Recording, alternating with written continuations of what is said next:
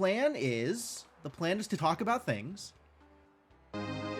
Yo, Garrett, thank you so much for the 47 months of continued support. Welcome back to the adventuring party.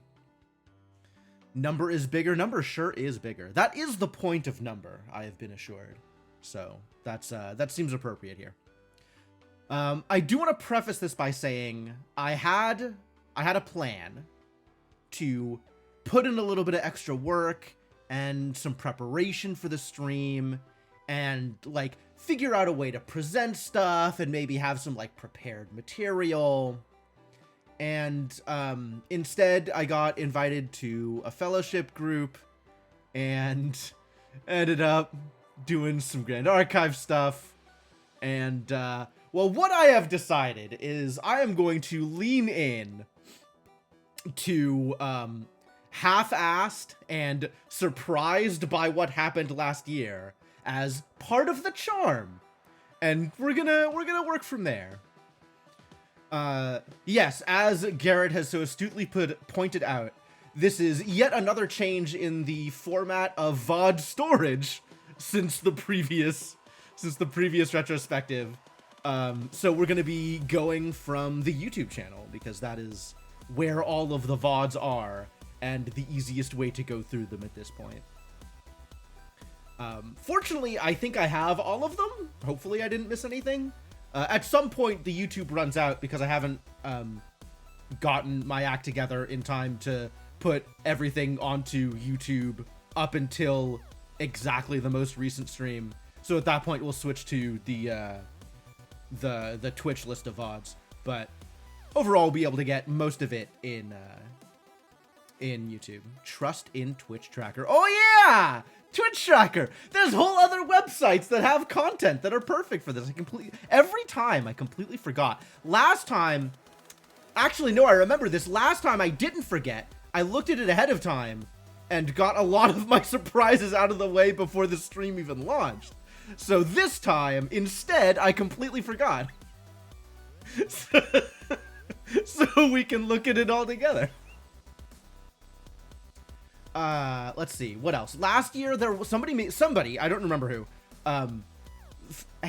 very, very happily made a tier maker list for me over the course of the stream. So we were able to do all of the afternoon games in a tier maker list. And instead of preparing ahead of time and making a tier maker for that, what I have done is, brace yourselves, it's going to be white. We're going to just keep track of all the afternoon games as a tier in the Google Doc, while attempting to rank evening games appropriately. And then there is also a section for aspirational revisits, because honestly, when do I ever revisit a thing that I put into the doc as I intend to revisit? Maybe once ever. Also, I would like to invite some audience participation. If there are clips or highlights from this past year that you particularly liked, this is a great venue to bust those out, and we'll watch some of those clips as they come up, and that'll also be a good way to kind of revisit some of the stuff that happened this year. Yeah, so that's where we're at. And I guess starting with, I guess we're ready. Are we ready to start? I guess we're ready to start. I don't know. I never know how this works. I never know how to do this. But yeah, apparently the first thing, I guess 9 Souls doesn't really count because I was doing it at the end of last year. So we're gonna skip on past 9 Souls. But apparently, Islands of Insight was the first new game I played in 2025? Or maybe Islands of Insight was like one stream in as of 2025. I don't know the exact dates here. And sometimes the order that stuff gets uploaded is a little questionable. It's interesting to think that I have been playing Islands of Insight for exactly 1 year. Because it feels longer. If I'm being honest, it feels longer. But Islands of Insight has been an absolutely fantastic game. Definitely a game I have greatly enjoyed. So, it can go into S tier. I think Islands of Insight is an S tier game. It's 8 months ago because that's when a bunch of VODs got uploaded. Correct. Yeah, the upload date is also not indicative of the played date, right? It was on January 10th? I think that's true. Hang on. I have a list. I know exactly when each of these streams were. The first stream of 2025 was Peglin, apparently. The first Islands of Insight stream was December 27th. So not exactly first thing I did in the year. And the retrospective was on January 7th. Because I wanted to finish streaming Nine Souls first, I think. Still can't watch any of my Islands of Insight streams because you're slowly working through it yourself. That's fair. Honestly, I think the first Islands of Insight stream was an absolute banger because everything was new and exciting and fascinating, and there was not 3 hours of staring at the same logic grid. And I find it not difficult to believe, but I don't think I'll spoil anything relevant if you end up going back and watching the first stream.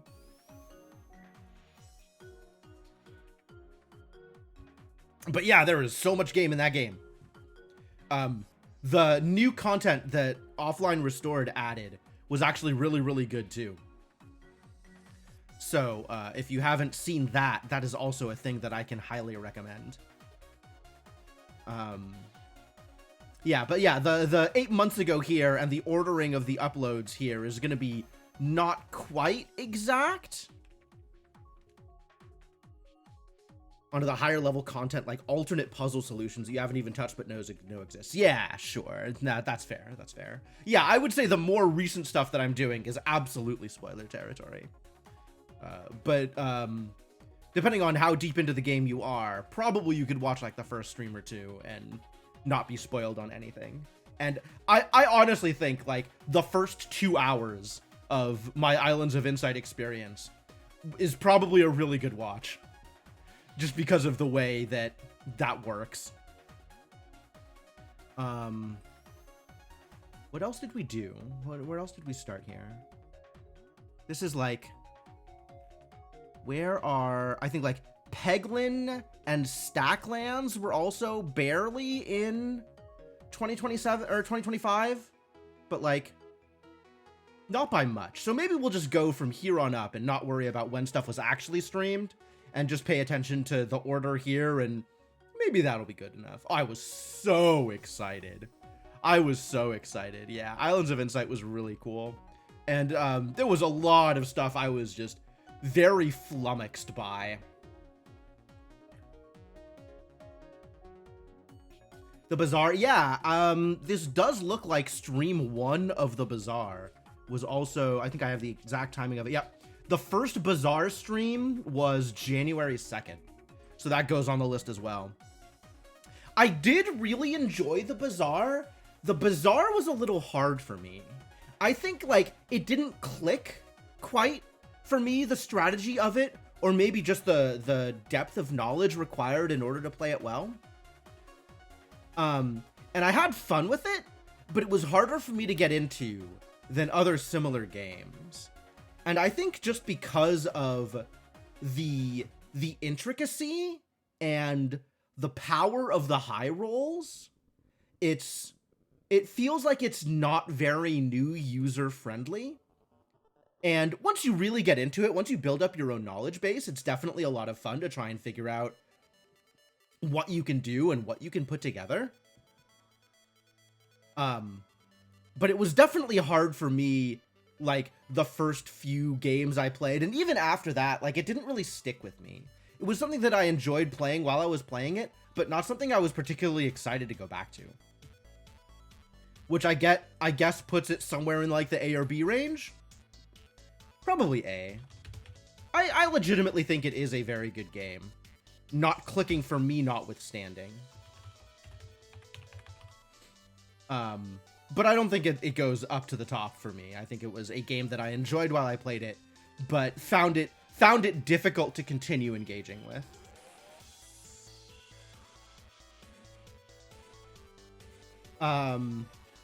Let's see. I finished up 9 Souls, so 9 Souls isn't going on the evening list.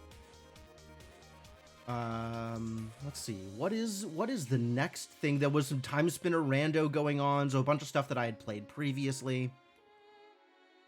And then I guess if we continue going on this list, right, we have the Tunic rando, we have some Cyberpunk. Cyberpunk's still going on at the beginning of 2025. Heck of a game, Cyberpunk. My first Brotato stream, I think, was also close to the beginning. When was that? Looks like, yeah, middle of January was the first Brotato stream. Brotato also really fascinating. Brotato, I felt like a game was easy to get into in a way that the Bazaar wasn't. Like, I feel like the new user experience for Brotato was very clean, and it did a good job of kind of ramping up the difficulty piecemeal and giving you more and more stuff to explore the deeper you get into it. It also helps that it's PvE and not PvP, even async. So it's very easy to scale the difficulty on it compared to the Bazaar. I'm just comparing it to the Bazaar because the Bazaar is the last thing I talked about. But yeah, Brotato also a game that, like, I feel like I could come back to. But I think it's a game that doesn't catch my interest for as long as it would need to for me to want to play a whole lot of it. Like, it's again, like, enjoyable while playing, but not something that I'm like, oh, I want to go back and play more of it. So I think it's also one of those games, like, I'm kind of giving it a higher ranking in my head because I know other people really like it. But I think for me, it's probably in, like, the A or B range. Maybe, like, high B or low A. I'm inclined to give it an A just because it's one of those games that, like, really caught on with a lot of people. And I am, you know, the kind of person that allows other people's opinions to inform my own.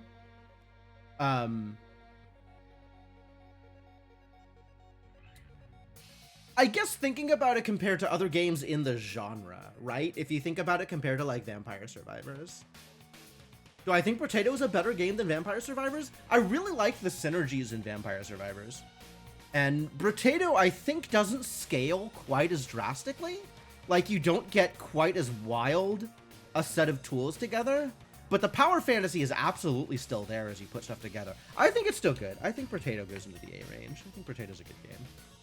Just because it's not something that I always want to go back to. I don't think that should affect it. There's going to be a lot of A's on this list, kids. There's a lot of games what I liked. Defender's Quest. All right. I don't know how many people actually tuned in for my Defender's Quest streams. I feel like they were pretty low. Grade inflation is real. Oh yeah, absolutely. Teach at Harvard. I get that joke. Defender's Quest is, I think, one of those games that not a lot of people are interested in. And that is okay. I kind of expected more from it, honestly. Islands of Insight was 14% of my stream time this year. I believe that. I think there was, like, in the Twitch Wrapped or something, it highlighted Islands of Insight as like, I was in the top, like, 2% or something of Islands of Insight streamers or something. Some silly number that I was like, I'm in the top what percent of what? Like, why am I in the top 1%, X% of anything? But apparently I streamed a lot of Islands of Insight. I believe that.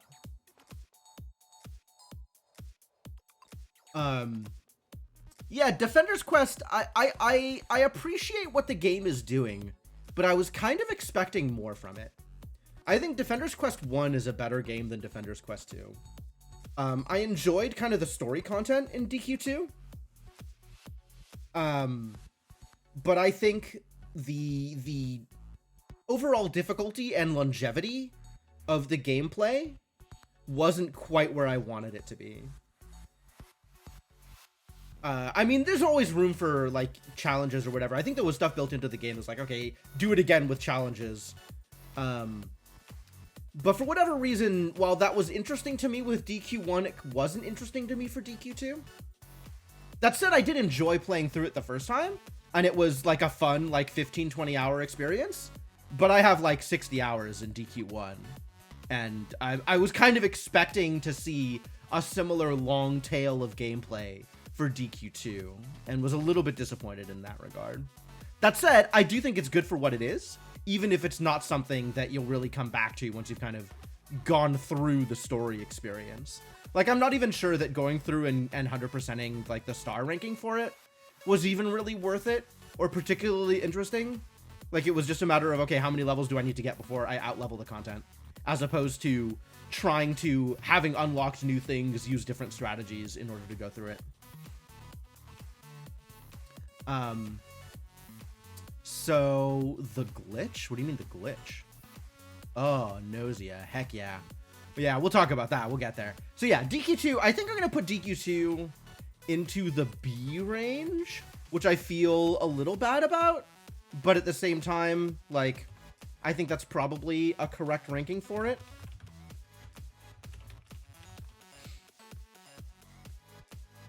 I did enjoy it, but, like, as far as, you know, complexity of tower defense games goes, it was a little bit lacking, and the story was fine. I think the story was compelling enough for as long as it lasted. But it was definitely a vehicle for the gameplay, and the gameplay didn't carry it.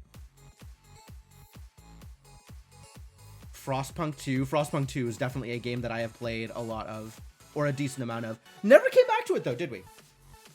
Presumably Frostpunk 2 was on my my 2024 retrospective, since this is part 7 here. So I guess not to talk too deeply about it. But I never did end up coming back to it after finishing that initial campaign. I think it also kind of... I liked Frostpunk 1 better than I liked Frostpunk 2. Like, by the time I got to the end of the campaign that I was playing in Frostpunk 2, I didn't really feel particularly inclined to do any more of it. Something about the gameplay just didn't quite catch me in the same way. I'm not sure why. I guess if I thought about it, I could probably come up with a reason why.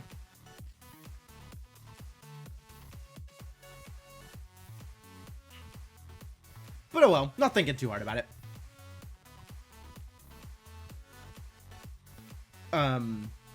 Maybe something to do with... I think the politics stuff didn't quite work for me in terms of being something interesting. It felt kind of shoehorned in. Dungeons of Infinity was on my revisit list in after 2024. So apparently I did revisit it, which is good. And it's honestly probably still on my revisit list. That game was a lot of fun. I don't know why I never played more of it. So once again...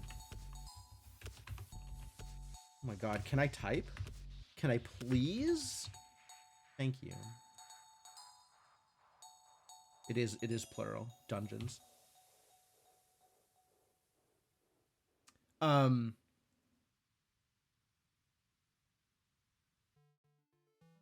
Yeah, I don't know. I'm not sure why I never actually came back to it. Like, it is a fun game, and there was more stuff to learn and more stuff to see, and I certainly never got to the final boss.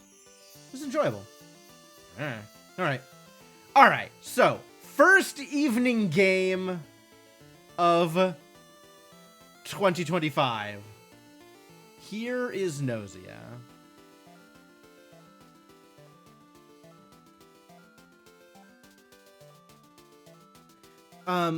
I didn't actually watch it, Garrett. It's one of those things. So my media watching habits are, I mostly don't. I don't watch a lot of anything. Like, I'll spend some time on YouTube, or I'll spend some time on streams, but I mostly don't watch a lot of anything else unless I'm watching it with people. And I wasn't able to convince anybody else to watch Nausea with me. I do want to watch it. I kind of want to wait for it to be fully out, which it may be at this point. I don't know if it's, if the whole season has finished airing, but, if it has, I might try and convince someone to watch it with me, or I might just take the time to watch it on my own. But it is a thing that I do want to watch. And, I've mostly heard, like, I haven't heard exceptional things about it, but I haven't really heard anything bad about it. Discord watch party? Oh, we could. Oh, we could. That could be interesting. Huh. Yeah, I hadn't thought about that. You know, that's gonna go on the list as like a potential community thing to do. That would be a lot of fun. Remind me at some point. Okay, you know what? Actually, I'm gonna put this in the aspirational revisits section so it'll actually be written down.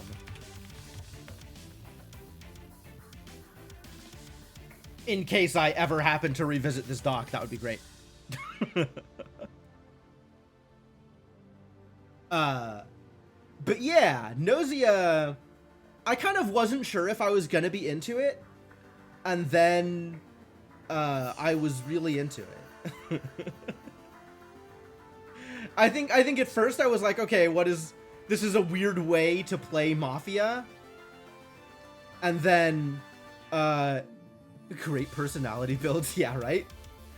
Yeah, I definitely really like the way the game came together.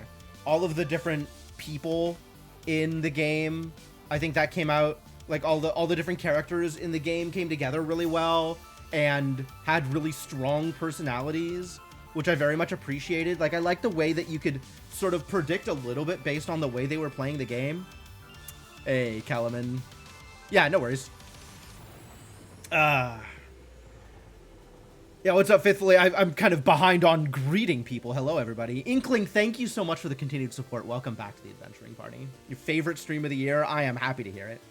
Yeah, the chat and streams are a fun time. But yeah, Nausea ended up being really good and ended up being a thing that I was like really invested in a way that I kind of didn't expect going in. I didn't think I was going to like it as much as I did. And I ended up really liking it and kind of really going deep into trying to figure out, you know, the systems of the game and the various personalities of the other characters and everything. Would have dismissed it as random Mafia simulator because the meta progression felt almost too slow to notice. Yeah, that's fair. And the deeper I got into it, kind of, the more that definitely felt like it mattered. So... yeah. It definitely was a little bit slow in terms of the mechanical parts of it. Whereas I feel like the story parts of it were enough of a hook that I was willing to keep on just kind of cruising through until, you know, something else, until I had a reason not to, basically. And the mechanical parts of it eventually hooked me. I was pretty into that too. The one thing that I wish I could have done that I didn't have the faculties to do on my own was piece together more about the personalities and play styles of the various characters. Like some amount of being able to predict, oh, this person is going on the offensive. That means like they're probably, you know, the Nausea, or this person hasn't said anything for 2 rounds. They're probably the Nausea. Just because of how that changes from their playstyle when they're not the Nausea. Somebody pointed out to me specifically that there was a thing with, oh, which character was it? There was the one character that was, taken over by their mother or something. It's been long enough that I barely even remember the backstories. But one of the characters actually kind of more of the other personality came forward when they were Nausea, to the point that some of their speech patterns changed. And that wasn't a thing that I ever twigged onto. But like, I'm sure there's stuff like that for all the different characters. And that would have been really cool to be able to like pay enough attention to piece together and kind of spot in the moment. But I don't, there's no such thing as a cohesive timeline in my head. So trying to retain information from any previous play sessions is just not going to come together at all unless I'm writing stuff down. You're late because you've been playing Hades 2 like it's your job. Understandable. I mean, playing Hades 2 practically is my job. And I can recommend it. Hades 2 is a good game. But yeah, Nausea. At the end of the day, a fantastic game. It's a little, it's one of those things because, like, you have to be able to recommend it to the right people. You finally saw the credits? Congratulations. Yeah, the Hades 2 credits is quite the trip. It definitely takes a bit to get there. And, it feels like post-credits there is so much more to do. It's interesting. Like, I think in Hades 1, it took a while to get to the credits. And then the post-game credit for that was, like, there was more story stuff. But it didn't feel like there was that much to do post-game. Like, once you got to... I mean, I never actually finished Hades 1, so maybe I'm not the one to talk. But it felt like once you completed the sort of, like, post-game story stuff, the banquet or whatever, that there wasn't really anything left. And that's not how I feel about Hades 2. I feel like I've already done so much in Hades 2, and there is still a bunch more to complete, especially with all of the minor prophecies and everything. I feel like there is still story being dripped out in the minor prophecies, which is good. Like, I'm glad there is more kind of pieces of plot or story to kind of string you along. Yeah. We're talking about Nausea, right? Talking about Nausea. Yeah, I feel like Nausea is really good. It's a little bit difficult to recommend because, you have to be able to recommend it to people who are A, into VNs, and B, willing to engage with the mechanics of the game. But it's like, you can kind of treat it as a puzzle game and have the VN be kind of a side benefit, or you can treat it as a VN. But if you're just treating it as a VN, the mechanics do kind of get in the way. Like, you need to be able to engage with the mechanics of the game in order to progress the story. So, you can't just give it to VN enjoyers, because they also need to be able to enjoy the mechanics of the game. Otherwise, they're not going to get very far. So it's a bit of an interesting game to recommend to people. But yeah, I really, really enjoyed it. I definitely had a good time with it. And I have all of the Nausea uploads together for some reason. I'm not sure exactly why or how this happened, that they're all, like, right next to each other like this. Because I was mostly uploading stuff, not, like, all chronologically, but kind of back to front. But then a lot of the stuff kind of got skewed in terms of, like, within small order differences on the upload, but then all of the Nausea is all right next to each other like this. And I'm not exactly sure why that happened the way it did. I think I might have been downloading the Nausea VODs and editing them locally instead of just uploading them to YouTube directly from Twitch. So that might be why they're all kind of grouped up like this. When was my first Nausea stream? First Nausea stream was the 19th, January 19th. And then I was playing Nausea all the way through beginning of March before we moved on to something else. But yeah, I have, like, the end of 9 Souls up here at the same time. I guess I just got the VODs together and uploaded all of them at once, which is interesting. I'm not exactly sure why. All right, whatever. But then, like, 9 Souls 8 and 9 over here, like, that would have been still the end of the beginning of January? Yeah, so my first Nausea stream was the 19th, so I was playing 9 Souls up until January 14th. So, yeah, the ordering on this is what it is, I guess. Here we have Hades 2 Part 12. So I have been playing Hades 2 for longer than a year at this point. Yeah, Hades 2, I guess, is a game that I continue to play a lot of this year. So it should probably go on the list. Hades 2 is just fantastic. I don't see anything else that I can do with Hades 2 besides just drop it into S tier and like I don't feel like I even need to explain myself. Hades is great. Hades 2 is great.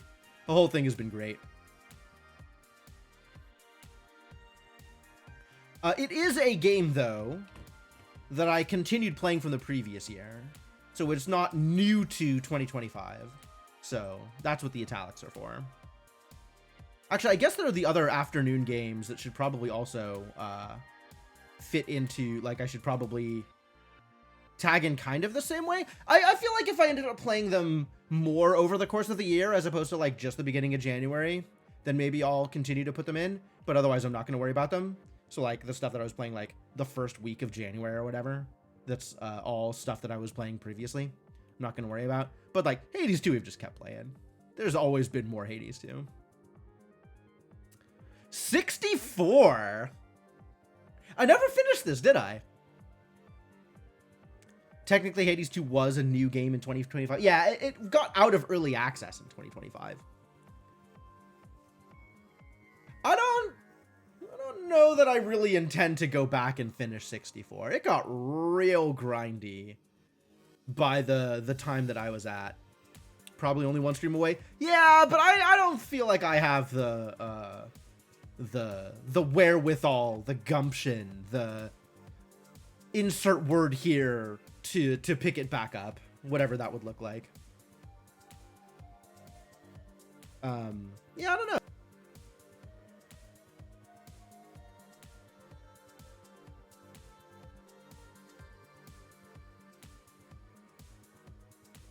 Yeah, that's the other thing, is at this point, after as long as a break I've taken from the game, picking it back up and remembering the mechanics and remembering what all the different things do would definitely be a little bit more difficult. Like, there was some very grindy stuff coming together at the end. Did I enjoy it? I would say I enjoyed it, but it's very much a niche game. As far as incrementals and factory likes go, like, I think it needs more complexity and, like, more quality of life, more balance, more something in order to really be up there at the top level. Especially considering it's not really the kind of game that you play for long. Like, obviously comparing it to Factorio, right, is a fool's errand. It's not that kind of game. But comparing it to something like Space Plan, I think, is maybe the closest comparison that I can make. Or the Paperclip game is probably a pretty close comparison. I think it comes off not as well. Yeah, Universal Paperclips. Yeah. I think it comes off not as well as either of those games. Like, I think the grindy parts, when it started getting grindy, were a little too grindy. And the way the resource systems worked, it didn't really reward you trying to scale to get past the grindiness, which would be what you'd expect to do in that kind of scenario, is build out more so you grind out the resource faster. But the way the resource system works in that game is there is only so much more you can build out before it becomes just prohibitively expensive to actually do that. And I felt that left you kind of stuck in a situation where you kind of hack together something and it works well enough, and you're not really incentivized to go back and optimize it because you can't scale it out. And there is some incentive to optimize because, like, you want to, you know, if you can't build more things, you might as well get more value out of the things you've already built. But there's also the downside of moving things around, moving the sources around, reset the sources. And that was basically the entirety of your progression, is how deep you've gotten out of the sources. And until it kind of switched gears a little bit. So it didn't super reward that kind of rearranging things either for optimization. So I don't know. I feel like it was okay. I thought the story elements were kind of neat, the like little bits and blurbs, but it wasn't enough to carry it. At a certain point, you can speed through the duck pretty quickly. Yeah, that's true. Like, once you have some of the later stuff unlocked, the first, 2 hours of the game end up bypassing in, like, 5 minutes if you need to set up another source. But that doesn't help you get past the later grindiness, right? It doesn't really speed up what it was doing at the end. So I think it's somewhere between B and C for me. I think maybe I could put it as like a high C, like a C+.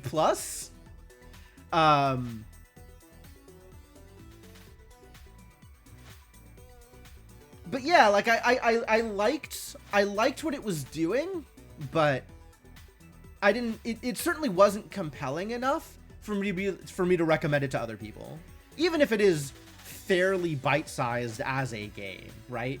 15-ish hours for a half idle, half logistics game is really not bad.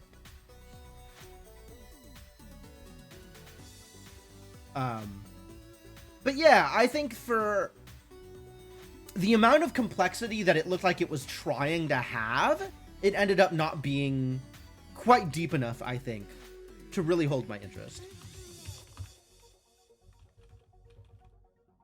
What if instead this was this size? Okay, thank you. So yeah, like C+, but still more C rank than B rank, I think.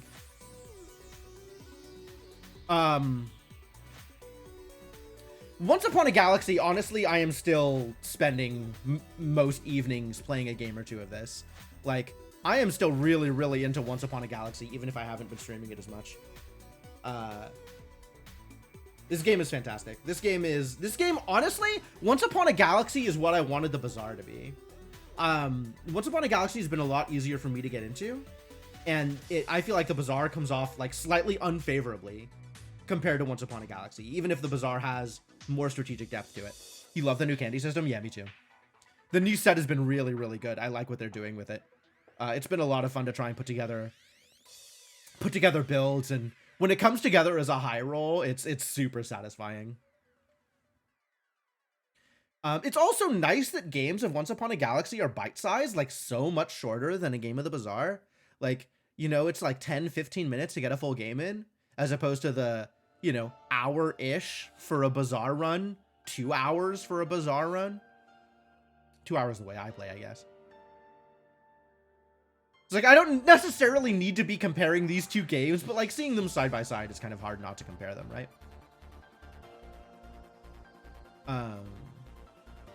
But yeah, I've been loving Once Upon a Galaxy. Once Upon a Galaxy also, though, comes in as a Italics game because I was playing it a lot prior to 2025. And I am still playing it. So yeah, S tier, Once Upon a Galaxy, great game. New system has less god tier opponents with 20 billion health too. Yeah, that's true, actually. I have noticed that. It's a lot harder to put together a build where every single character on your board has, 4 digits of health. And I definitely don't run into as many of those outliers on the opposing side. Every once in a while, yeah. But a lot of the time, it's like low 3 digits, mid 3 digits at most. With like, one giant Herc or one giant Tribble. Which is like, that's a lot more handleable. That's a lot easier to get through. Been a long while since you've seen an E. Yep, that is accurate. That is also accurate. Yeah, I like what they did. Maybe they changed the algorithm too, but that's, that's a part of the game. That's also helpful. So yeah, Once Upon a Galaxy, excellent game. Peglin! Man, I have not played a lot of Peglin recently, but I'm still watching the Discord, and every once in a while they post about something like, oh, well, new stuff? I guess that's an excuse to play more Peglin. I think at the point I'm at with where my success rate is in Peglin, I think I want to put it as like a high A as opposed to into the S tier.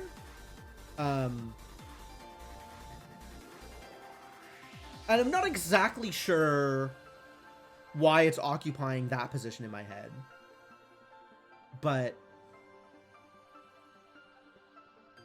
I think it's because when you get to like a powerful build in Peglin and you start doing really absurd things, it's a little bit disheartening to pick it up again and start a run fresh.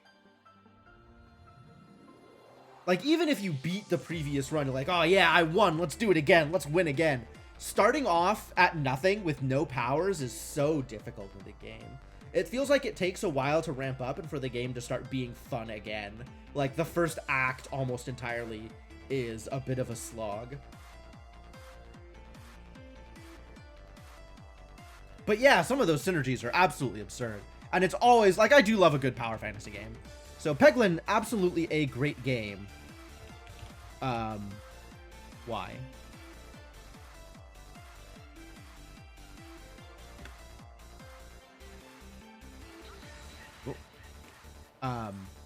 But not quite into S tier, I think.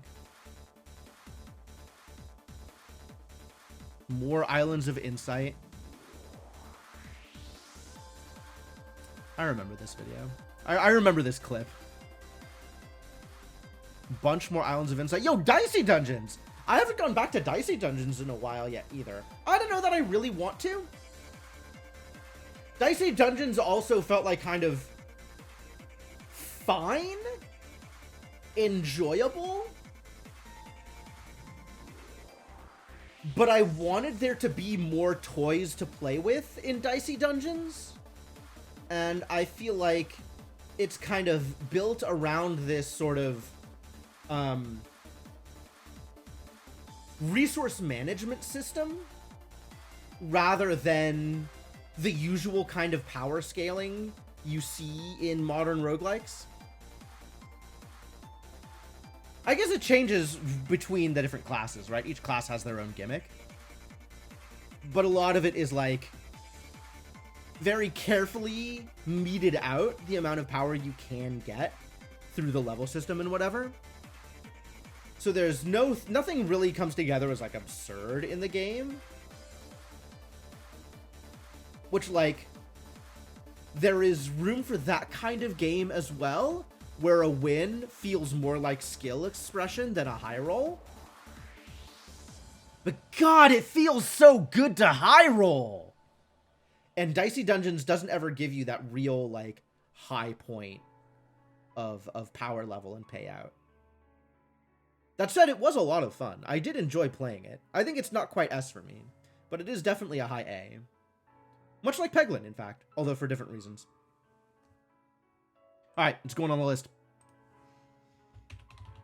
Dicey Dungeons. It's also getting italics because it is a game that I played extensively in 2024 and then some in 2025. But yeah, good stuff. Linelith! Aw, this game was so cute. Garrett, this was your recommendation, right? I really enjoyed Linelith. It was a short game, which I very much appreciated. And is this like 44 minutes? Actually, just 44 minutes of game. That's kind of funny.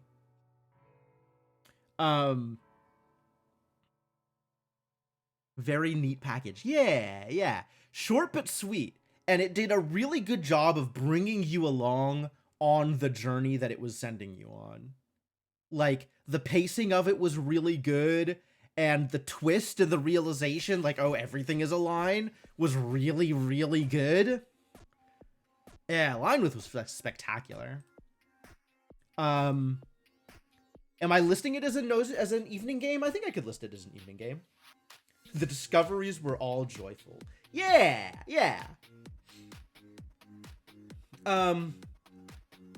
It is a completable game, so I guess it's going into the evening games rank, even if I may not have played it as an evening game. I don't remember whether or not I played it as an evening game. The question is, do I put it above or below Nausea? I think I put it below Nausea. Not because I think it's necessarily a better or worse game. Like, I'm not going to be like, Linelith is a worse game than Nausea. But in terms of kind of the impact that it had, and, like, let's be real here. The fact that it is a 44-minute complete play definitely impacts how good it can possibly be, like the top end of good. Because a lot of like good gameplay for me is something that keeps me coming back, something that keeps me engaged with the game. And line length is very short, deliberately, which I think is great. Like, I love that the developer knew kind of exactly what they wanted to put into the game and didn't try to pad it out. But compared to the kind of engagement and story and mechanical depth that was in Nausea, I think it's not something that I'm willing to rank higher than Nausea. So that's where that is. Ravenous Devils. This game was a pile. This game.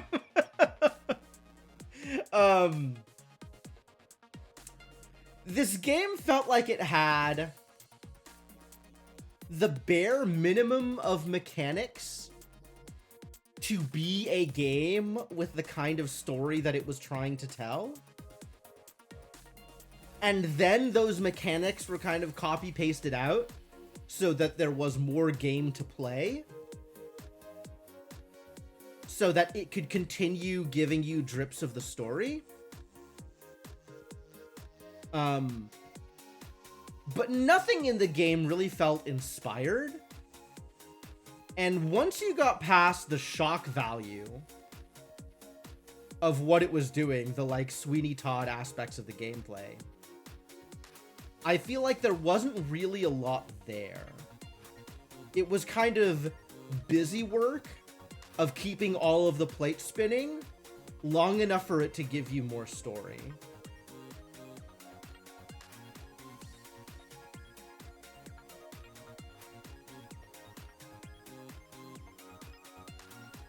Not impressed by Ravenous Devils. It's not an F. It's like, it's not great, but it's not an F. But it's not great, you know?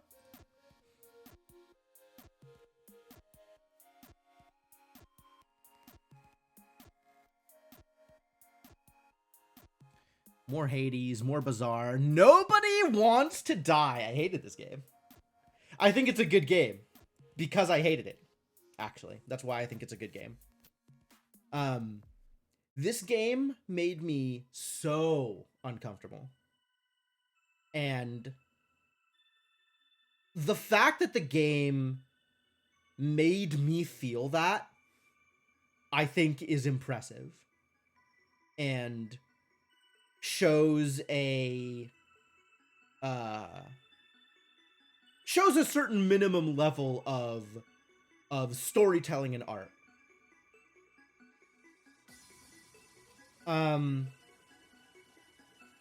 That said, there were certain pieces of the story that didn't quite sit with me in terms of like suspension of disbelief. There were definitely pieces of the story that I felt didn't quite line up. I thought there were some plot holes. Yeah,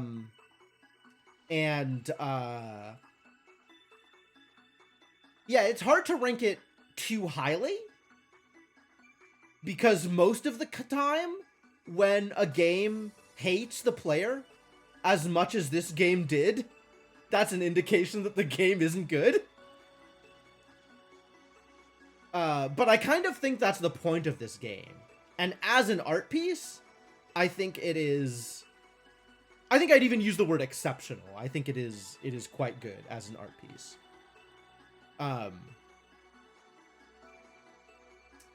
Difficult to play, though. Difficult to play, and I don't think I could say it's enjoyable, which I think dings it quite a lot in terms of a game that I would recommend to other people. Because it's trying to do things that I don't really want from games. I think it does it well, but it is very much not for me.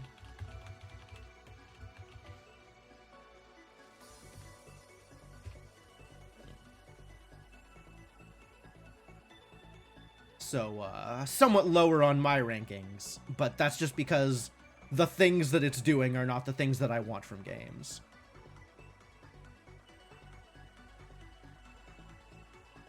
Confrontational, easily misinterpreted, gorgeous, and definitely making some uncomfortable points.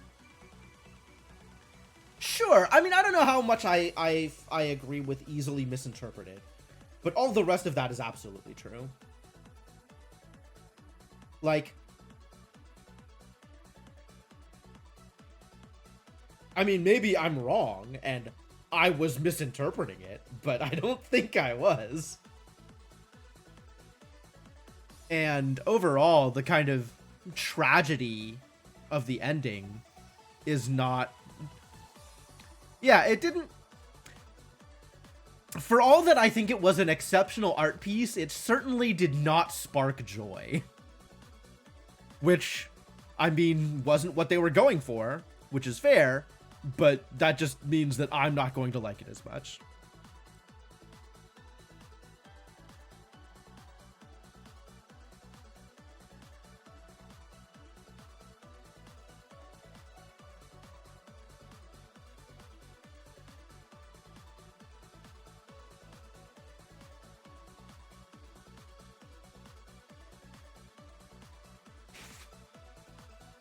Want me to remember this when we get to Claire Obscure's endings in this conversation? I hated Claire Obscure's endings. I hated Claire Obscure's endings. I feel the same way about Claire Obscure's endings. But I liked the gameplay of Claire Obscure so much more than I liked the gameplay of Nobody Wants to Die. Both on a mechanics level and on an ongoing story level. Even if there were a lot of emotional gut punches.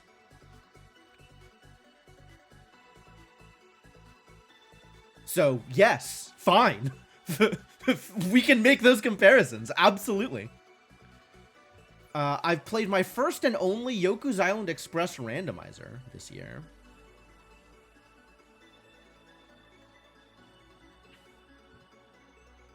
I think I've only done this once, right? I guess Mark Magus would be the one who knows. This was enjoyable, and I definitely felt like I didn't have the knowledge base to get through this in any kind of reasonable pacing. Like, I don't know if my seed in particular was a little hard, or if it was entirely down to me not knowing how to get through the game in a reasonable way. Just got here. Ah, perfect timing, Mark Magus. But it felt like the seed I got was like 6-7 hours of gameplay. And I would want Yoku's Island Express to be like a 3-hour game for me. And that would take quite a bit of like practice and knowledge before I could get there, I think.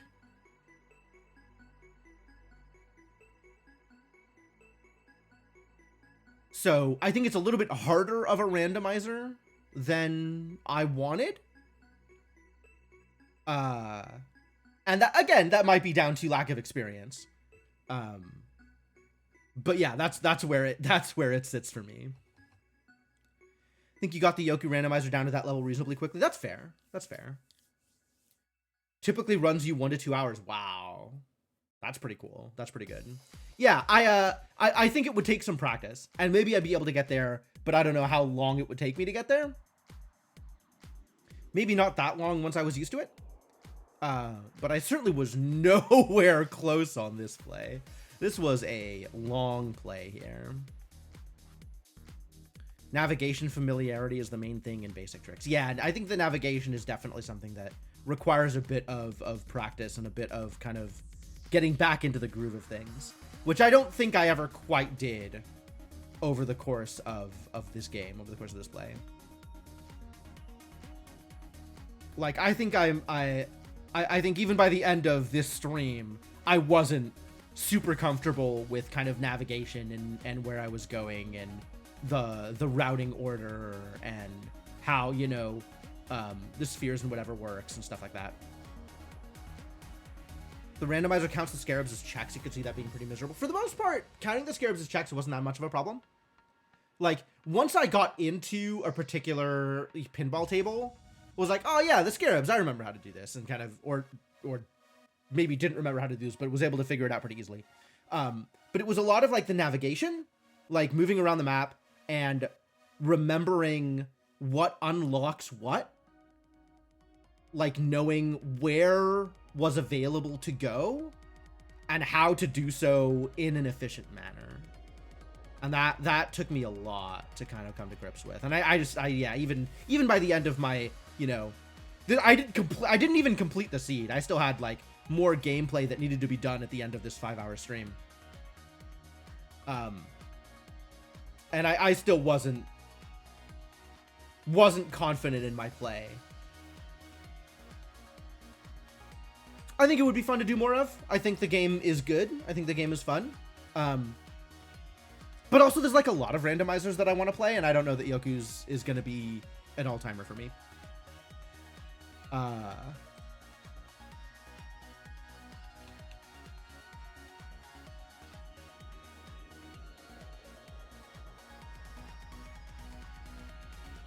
I think it probably sits at the upper end of B for me, if I'm going to tier it as a randomizer.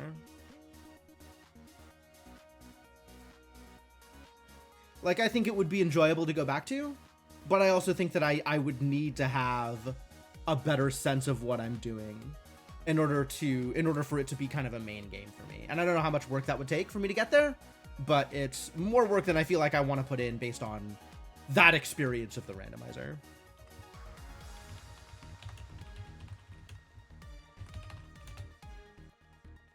I think that's where that falls for me.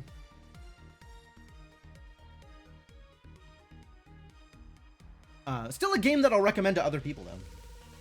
Like, I will definitely recommend Yoku's Island Express as a Metroidvania to people. And I think if I was in the position of, like, playing Yoku's Island Express for the first time right now, I would definitely, immediately want to play the randomizer. What's up, Senna? How's it going? Yeah, this is still, God, this is what, March? Yeah, this would be March in the timeline.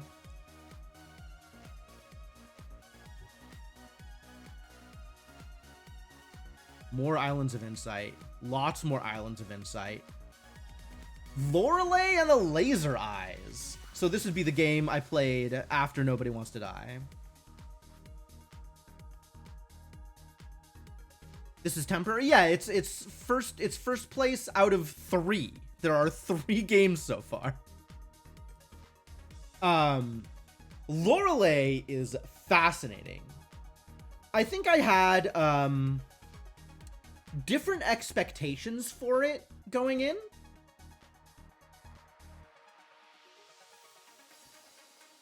Speaking of games that you never got around to playing, yeah, right? That feels accurate.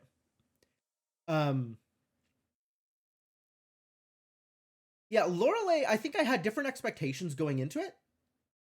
And then actually playing it, recommended based on other games you played. Yeah, that's fair. It ended up having a vibe very similar to kind of flash game escape room vibes, especially the puzzle solving. It felt a lot like some of the Rusty Lake games.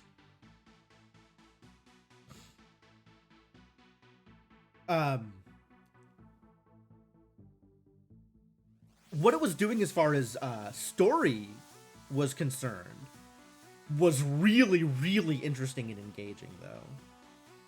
And I definitely liked the various pieces of it. I was a little frustrated. I think that was something I missed during my playthrough that I wasn't able to go back and get. And that caused me to miss out on an achievement. Like, there's a couple of things that I did in the wrong order or something like that.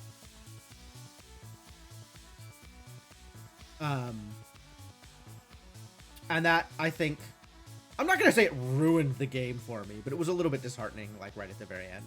On top of, like, there was a couple of puzzles that had me just hard stumped for so long. And a couple of times where I wasn't sure where the next step was. And it turns out the next step was, like, a puzzle that was just a little bit more obscure than I expected it to be. So I think in terms of pacing and in terms of getting you to progress through the game bit by bit, it was lacking a little bit. But I really, really liked what it was doing with the story and the kind of temporal shenanigans that was going on.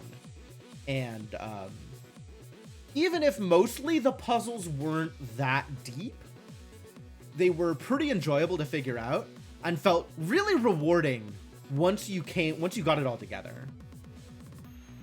Like, there were a lot of things that kind of the reward for getting through the puzzle was really satisfying. Very much an enjoyable game. If I was putting it on a tier list, it'd probably be between A and S, like high A. Once you also learn the sort of meta information that pervaded the puzzles. Yeah, that's also true. Like, you kind of I needed to recalibrate a couple of times during gameplay about information gathering and what stuff was important and how it was important and that kind of stuff.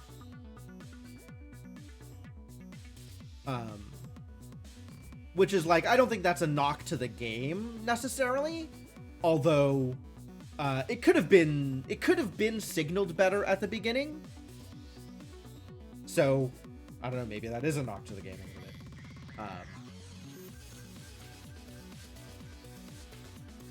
But yeah, it was very well put together, and I definitely appreciated. I think the story really was one of the more compelling things about it. Like, it really did want. I did want to continue going through the game to see what was going to happen next. But then also, like, the maze thing was kind of grindy, and yeah, the pacing had issues in a couple of places.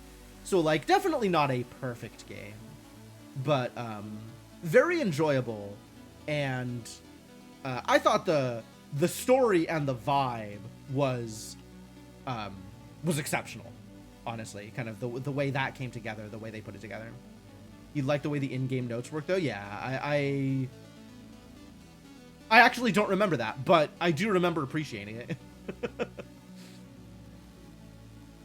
But yeah, Lorelei and the Laser Eyes, very good game. I'm a little...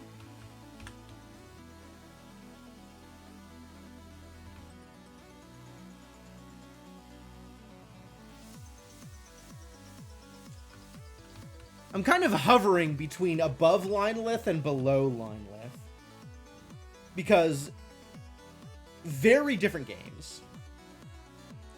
Had an open items list and also took screenshots of everything important and put it in your photographic memory. Yes.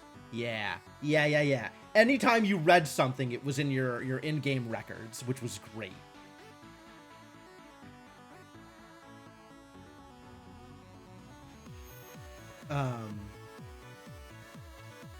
Yeah, it would have been so convenient for Blueprints to do that too, huh? I didn't really think about that. But yeah.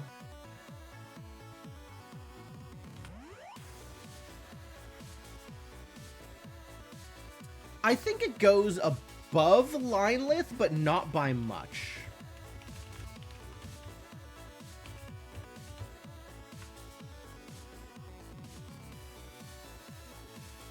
And a lot of that is based on the depth and interconnectivity of the story, and how well that was linked to the gameplay.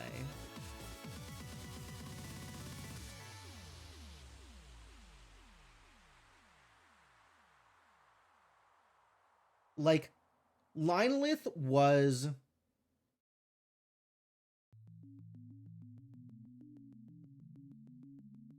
Linelith was lovely.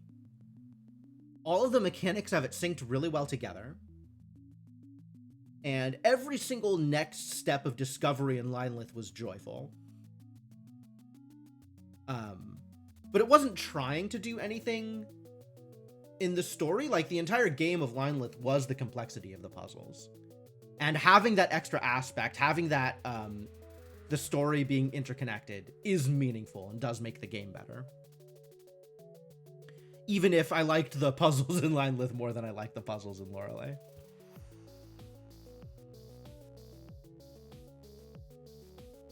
Yeah, fantastic game, Lorelei. 64. Yep, more Nobody Wants to Die. More Hades. More Islands of Insight. More of the Bazaar. Yep, continued to play all of that. Cool. Speaking of games that made you uncomfortable, Journey to the Savage Planet was real interesting.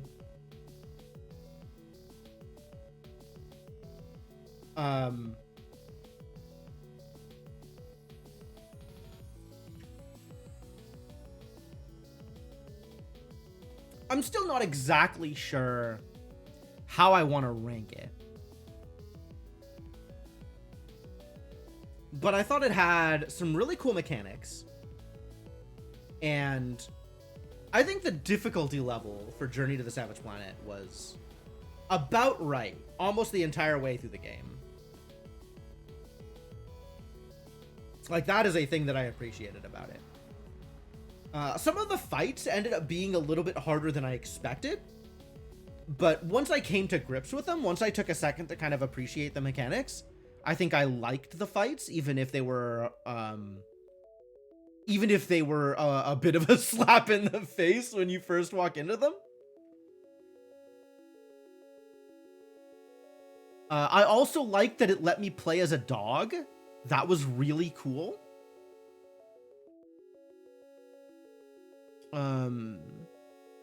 The story elements for Journey to the Savage Planet was weird. Like, it felt very stereotypical, like the kind of whimsy that it was doing and the sort of generic capitalism bad storyline that it was doing was like, yeah, no, this is, it felt very much like, yes, this is the story that you put into this kind of game. Like, that is exactly what I would expect from it. And it didn't really throw any loops there. A few good jokes. A lot of the humor was a bit crude. Yeah. I think some of the humor landed for me. And some of the humor was just like, oh, really? And yeah, like, as far as the script writing goes, it was, like, serviceable, but not impressive.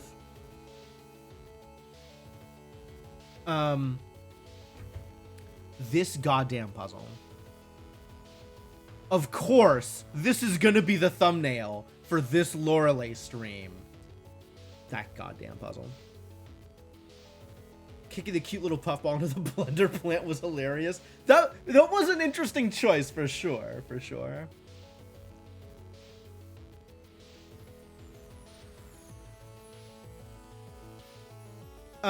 Yeah, I think Journey to the Savage Planet is okay. I think at almost every step, it is serviceable to good, but rarely great, and never better than great. I think it's like a B+ kind of game, Journey to the Savage Planet. If you are looking for a 3D Metroidvania, I think it scratches that itch. I think it is a fine game.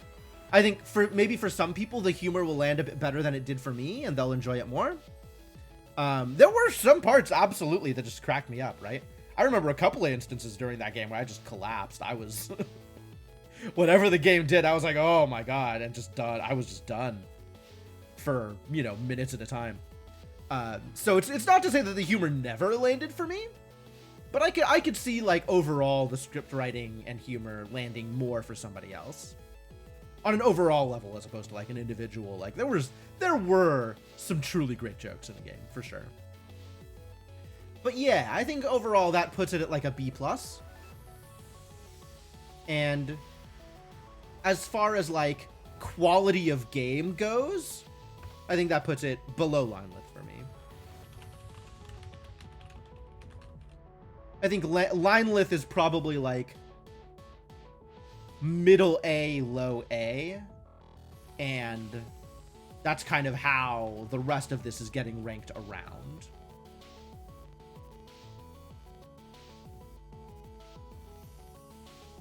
Good game though. And Time Spinner Rando is here. I don't know if Urza's in chat, but this is when we started doing practice for the Time Spinner 2v2. Time Spinner Rando's an S. I got nothing more to say about it. I don't know that anything additionally needs to be said about the Time Spinner Randomizer. Wonder what % of my stream time is Time Spinner Rando. We could, this is the Twitch tracker. Can I put up Twitch tracker? If I go to twitchtracker.com, is this gonna look okay?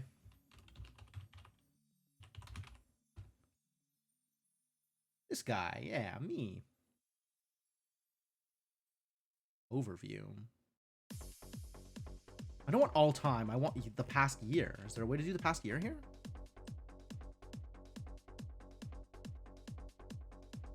Verifying that you're human. Okay, thank you.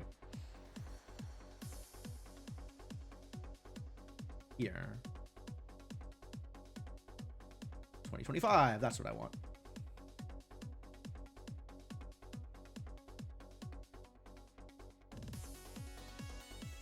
Where is the... Is there a section in games that shows... Yeah, alright. 72 hours of Time Spinner over 2025. Islands of Insight, my most streamed game this year. Wild. Yeah. 115 hours of blueprints, and we're not done. There's more blueprints to be played. Definitely not done with blueprints. Cool. Yeah, we're gonna come back to this at the end. But yeah, decent amount of Time Spinner played. Pretty good. Astro Colony. Man, I still don't know how I feel about this game. I think I wanted to come back to it and never did.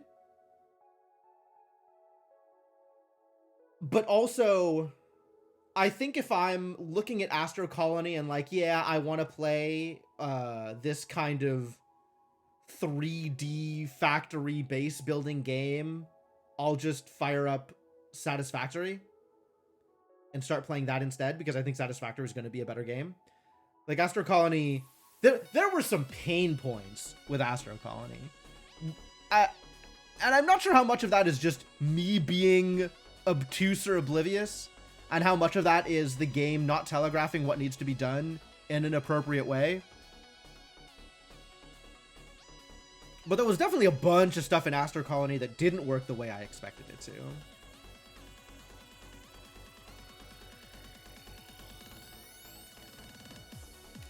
I think it was like,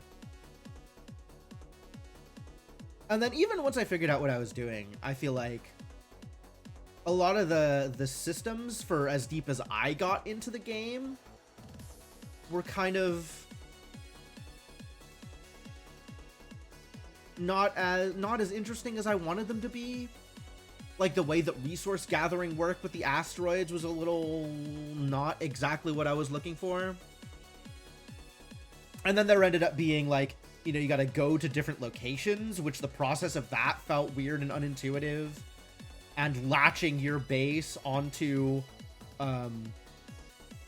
like an asteroid or meteorite or whatever, and starting to mine out the pieces of that area. And I think by the time the stream was over, I was finally getting into kind of interesting logistics stuff. But it took a long while of playing the game before I got to that point. Which is, I think, why I felt like I wanted to go back to it. Like, I felt like I was just kind of getting into the stuff that made the game more interesting. But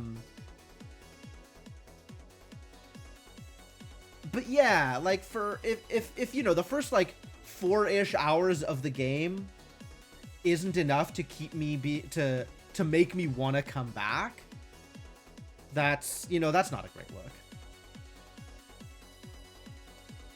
I don't know if the game is bad. Like, I don't think it's probably like low B, high C, something like that. Maybe low B. It is my kind of game, so I'm willing to rank it a bit higher.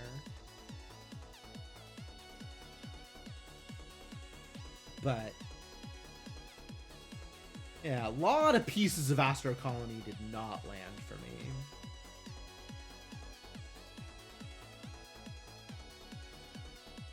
I'm not sure if that ends up dumping it in C tier or if it's still kind of low B tier. I think it's in the low B tier.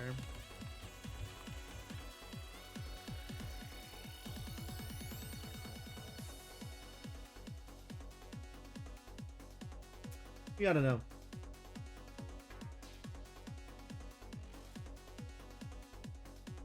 Like, my overall impression of Astro Colony, what little bit I played of it, was like, it's okay, right? Kind of very similar to how I felt about the overall quality of Journey to the Savage Planet. But I feel like Journey to the Savage Planet was better put together than Astro Colony. Astro Colony was also a little rough around the edges. Alright, I'm moving it to C. Changed my mind.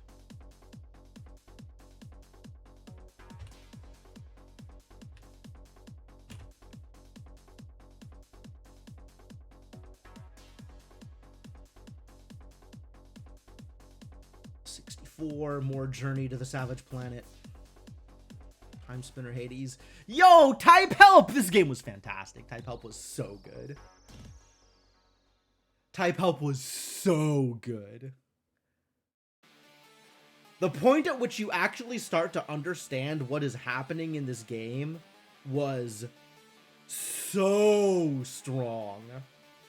Like, this is, I think, in the sweet spot of the kind of game that I like. The way the game kind of makes you work for all of the information that you're putting together, and ends up putting together this picture of just a really oddball situation. And then also the mechanics of how you find information in the game. Type Help really landed for me. This game was fantastic.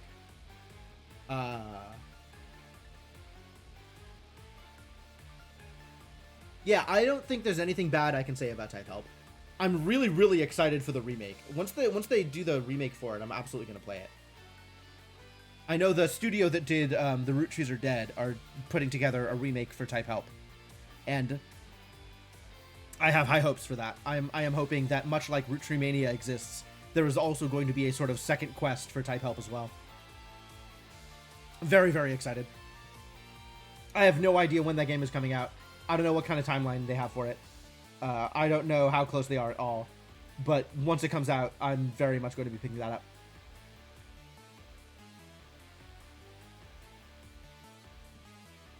Yeah, Type Help, absolutely fantastic game.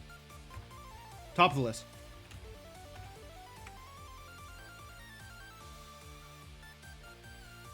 God, that game was so good.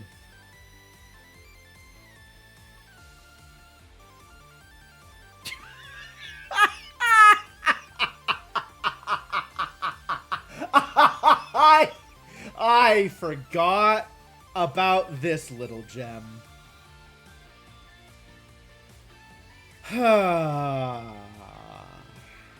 Blade Runner. God, that game was sloppy.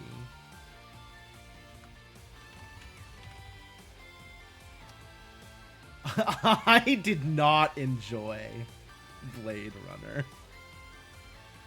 There were pieces that I thought was okay.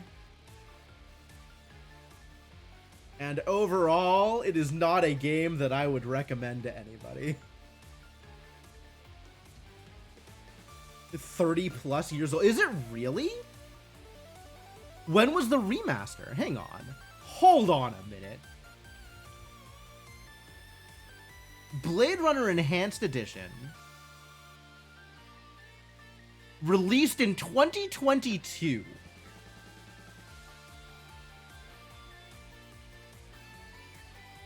There are so many ways they could have improved on this game.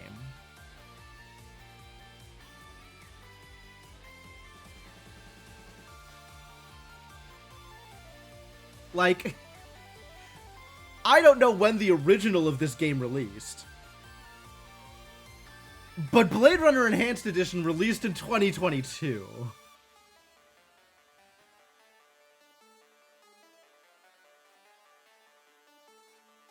They could have done better.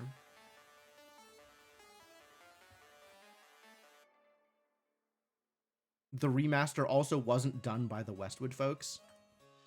You don't need to make excuses for them. I don't care why it was bad. It's still bad. I'm not trying to do any kind of post-mortem here. I'm not going to give them a report card. It's... Yes, all right. It's old and remastered by people who didn't do the original. Those are decent reasons. Those are explanations for the quality. It doesn't change the quality. Doesn't change the quality at all.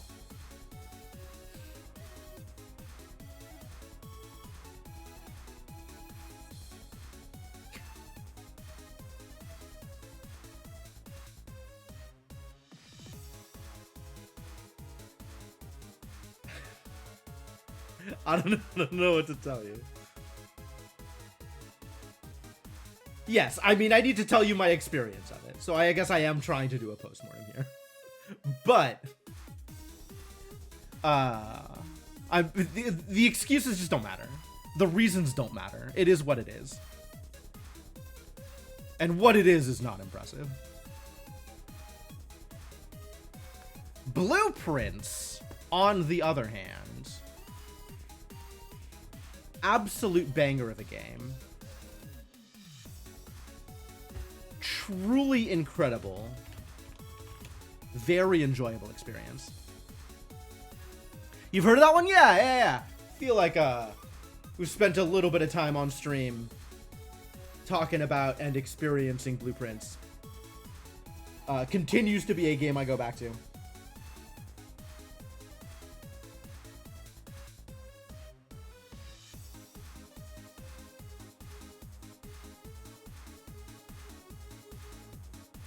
Yeah, I don't keep hearing you should play that. You should play that. You definitely should play that. Everybody I know should play Blueprints. Well, not everybody I know should play Blueprints. Like, I don't know that my mom would enjoy playing Blueprints, but I would highly recommend playing Blueprints to anybody who plays games.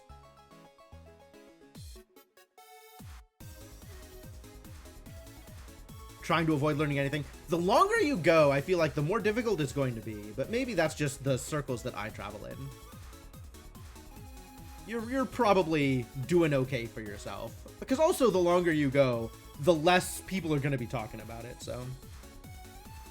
Mom's stream would be great. Oh my god. She'd be into it too. She would absolutely love to come on stream and interact with chat. I'm sure she would have a great time with it. I don't know what I would want to make her do. Like, I don't know what game we would be playing. But she would have a great time, I'm sure. She would love all of you.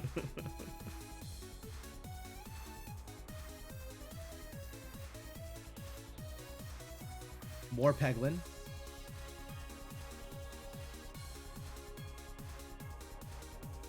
It's interesting watching, like, the fade in from one zone to the next zone when I mouse over it.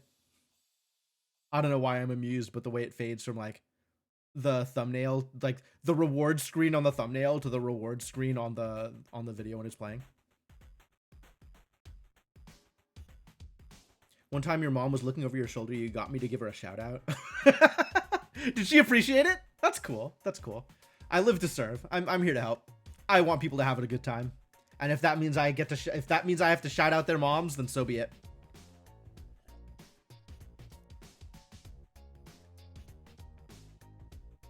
God, Blueprints, absolute banger of a game. Best game of the year? Is Blueprints game of the year?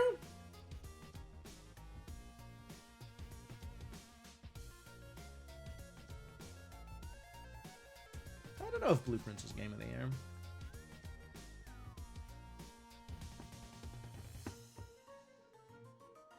It is up against Clair Obscur, which also was an absolute banger of a game. Yeah, like, if you ask me what the game of the year is, my first instinct is it's either Blueprints or Clair Obscur.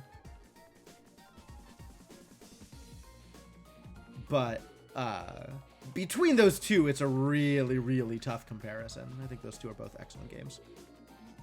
And there might be other things that I don't remember that I played and really enjoyed. Like, Type Help is absolutely up there in terms of games that I have played this year. Clair Obscur's endings cost it points.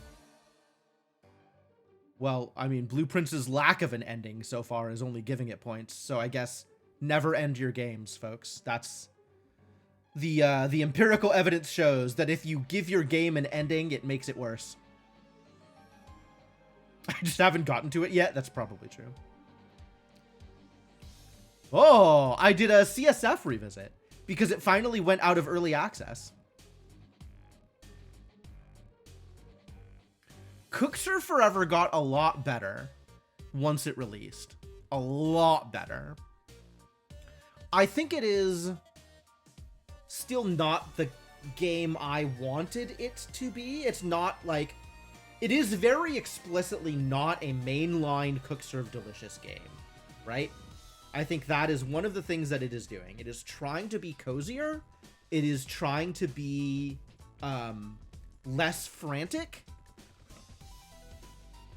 And it's trying to approach the genre from a more story-driven perspective, I think, than Cook Serve Delicious is.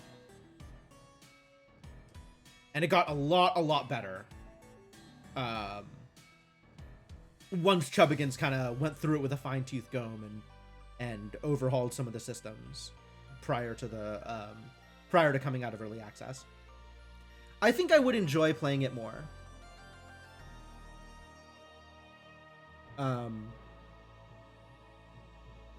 But I'd have to decide whether or not I intend to be completionist about it. And I think I hadn't made that decision one way or the other while I was playing it. And that kind of made it harder for me to decide how to approach the game and what I was getting out of it. And figure out what I was getting out of it. It was good, though. It's enjoyable. I think it's probably low A. Probably low A.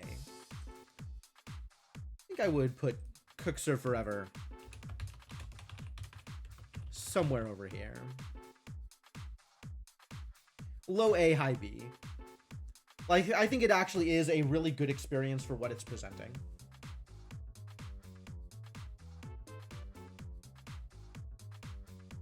Yeah, pretty good. Monster Train 2. Also an absolute banger of a game. And I'm a little surprised that it ended up not catching my interest that much. Like, I think I played 4 or 5 streams of it. And, like, I am remembering how obsessed I was with Monster Train 1. And for whatever reason, Monster Train 2... not quite as obsessed. And I'm not sure why. I'm actually not sure why at this point. Like, I don't know what about Monster Train 2 that was different. Maybe I just played enough Monster Train that I wasn't looking for more Monster Train. I don't know. I don't know what it was. But yeah, something about it didn't quite catch me the way that Monster Train 1 caught me. Ended up playing some of it and then never coming back to it. And I think at this point I don't have a lot of reason to come back to it. Like, there's definitely more to do if my goal is to accomplish things. I don't know how much more there is to see in the game. I think I hit all of the content in the game. Like, I got to the, you know, Covenant 10 or whatever it is. And it's not Covenant in that game, it's something else. I unlocked all of the clans. There's probably still, like, some unlocks that I was missing. Yeah, no, I know that the old traps are in there. I unlocked them too. I bet there's probably still a few unlocks that I don't have. But I don't know how much. I don't think I have a lot of reason to go back to it. Still great, though. I mean, Monster Train 1 was great. Monster Train 2 continues to be great. And Monster Train 2 is in an interesting position because I feel like it kind of supersedes Monster Train 1. Like, now that Monster Train 2 exists, there's not a lot of reason to play Monster Train 1, since all of the content in MT1 kind of got put into MT2. That said, I do think Monster Train 2 was like a little bit harder than Monster Train 1. Although, maybe not at the top end, right? Like, maybe C10 in Monster Train 2 isn't harder than C25 in Monster Train 1. That I'm not sure about.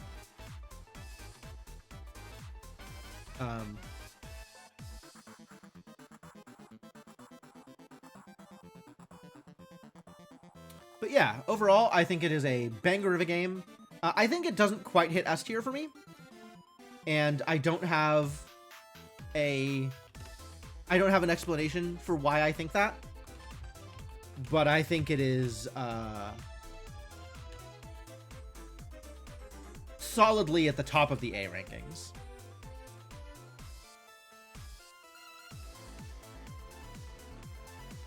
I think it's a bit of a mystery to me why my opinion of Monster Train 2 is so different from my opinion of Monster Train 1. Or rather, why my engagement with Monster Train 2 doesn't follow the same pattern as my engagement with Monster Train 1. And I think a lot of it is, it doesn't feel that different. It is a bunch of new content. But overall, Monster Train 2 could be Monster Train 1 DLC. And I don't think that's necessarily bad. Like, I think if I had started with Monster Train 2, it probably would have engaged me as much or more than Monster Train 1. But because I had already played so much Monster Train, I think I don't need that much more Monster Train in my life. And Monster Train 2 is more Monster Train. I think that's accurate.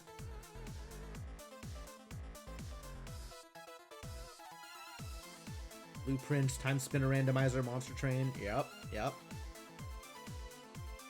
Cat Quest! Do y'all remember Cat Quest? This game was cute. This game was really cute. Apparently there's a Archipelago implementation for Cat Quest. Lots of puns. True.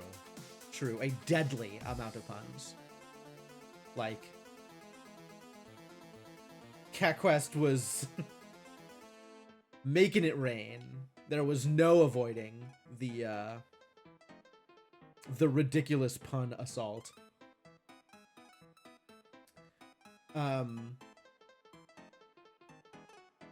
It was fun. A catastrophic amount of puns. Yes, correct. Yeah, it was fun. It was fine. Probably about the level of quality of Journey to the Savage Planet. Although I think the progression and RPG-esque unlocks were more fun than the Metroidvania style progression of Journey.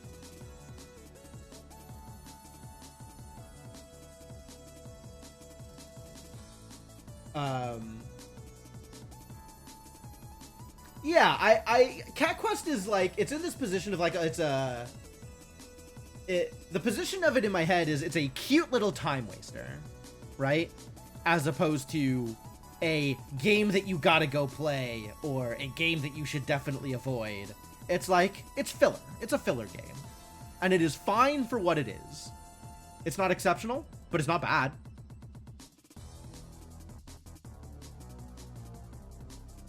It wasn't my muse like some games were. I see what you've done here. I see what you're doing. I'm actually honestly surprised that that pun wasn't in the game.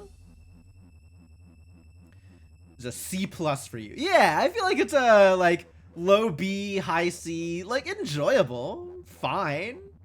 Not like bad, but it's kind of just there. And it's not much more than that.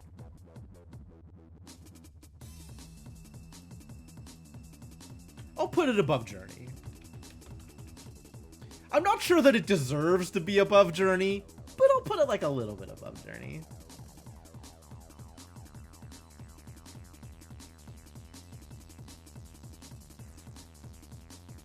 Oh, here we are. The root trees are dead.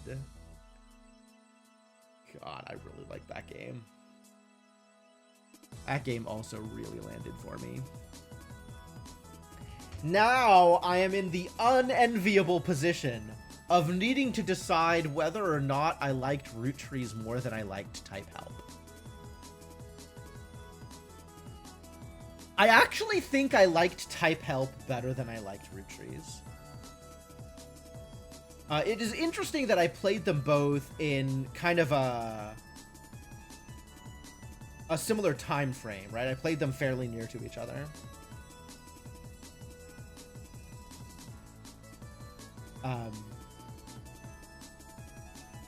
Yeah, and I don't want to take anything away from Root Trees. Root Trees was a fantastic game.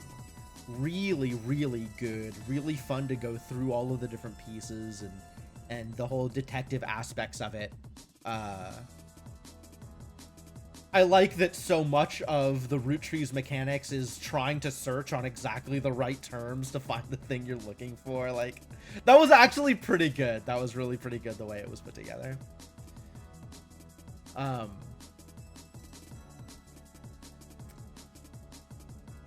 But yeah, I think type help was like just a little bit better for me, especially because of the way the reveal worked in type help. Shockingly deep for a shortish game. Yes, absolutely. It is not much below type help.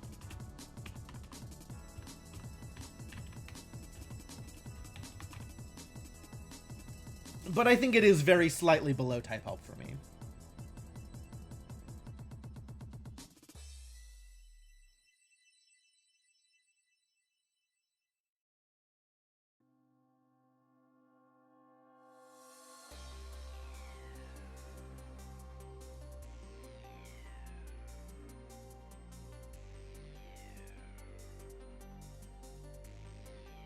Rest in peace, Nausea.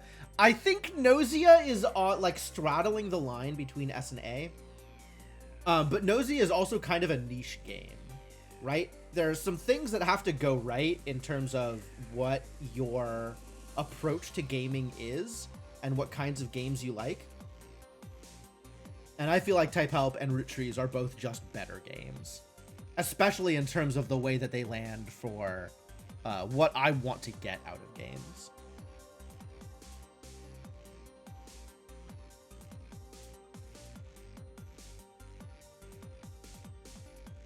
God, yeah, detective games. Just give me detective games. Just inject detective games directly into my veins.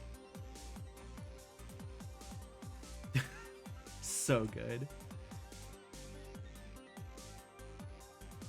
Hey, Bomb Rush Cyberpunk. This game was actually more enjoyable than I thought it was going to be. Don't min all your stats except intuition and you have a better experience. Yeah, maybe. Maybe if I could lead the discussion a little bit more, I would have enjoyed it more. I don't know. I don't know that it would have changed my enjoyment of the game much, actually. Like, getting the occasional random loss when I got it, or not being able to drive the conversation, I don't think changed my enjoyment of the game much. I think Nausea was still a very good game.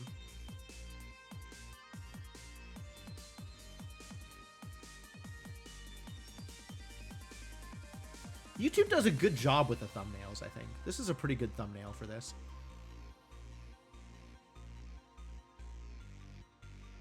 What was that other detective game? Have we gone far enough for the cyber noir mystery? Oh, Nobody Wants to Die? Yeah, that was really early on in the year. We already passed it. I hated it. I think it's good, but I hated it.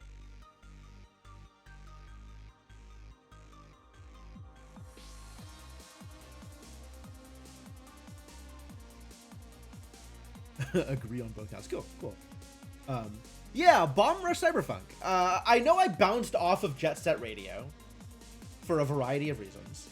And I think those same reasons exist in Bomb Rush Cyberpunk. However, Bomb Rush Cyberpunk had other things going on that made it more enjoyable to continue playing and to continue pursuing the storyline.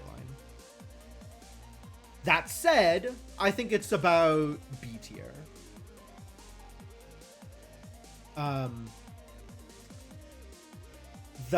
All of the things that made me bounce off Jet Set Radio still exist in Bomb Rush Cyberpunk. And I think kind of hurt the enjoyability of the game. However, I have watched a speed run of Cyberpunk, and that was an incredible experience. How many other games do I know where I'm looking for my own head? Wasn't that the core premise of Headlander, or was that the other way around? Was that like the head looking for its own body?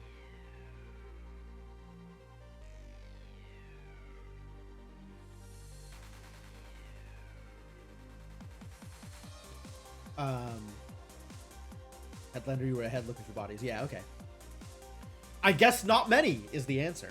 So, as far as the story goes, the way that was working was fairly unique. I will admit that at no point in the story of Bomb Rush Cyberpunk did I have any idea what was happening next, or even what was happening now. In mostly a good way. So it has that going for it. I would call the story of Bomb Rush Cyberpunk fairly unique. And that was a lot of what kept me playing it. Was not only that, but the way the mission-based gameplay kind of took you from section to section worked out a lot better for me than it did in Jet Set Radio. And I think there was also like the mini games or whatever in each section that was like, okay, yeah, can you, do 50 tricks in a row or whatever the random thing was, or follow this particular platforming sequence. Like I enjoyed that. I thought that was a lot of fun. So they added on to Jet Set Radio in a way that I think made the game more enjoyable. But the core complaints I had about playing Jet Set Radio, I think, are still there. And I think for me, any game built off of that framework is going to have an upper limit of how good it's going to be. So I think Bomb Rush Cyberpunk solidly in the B tier, which puts it about here.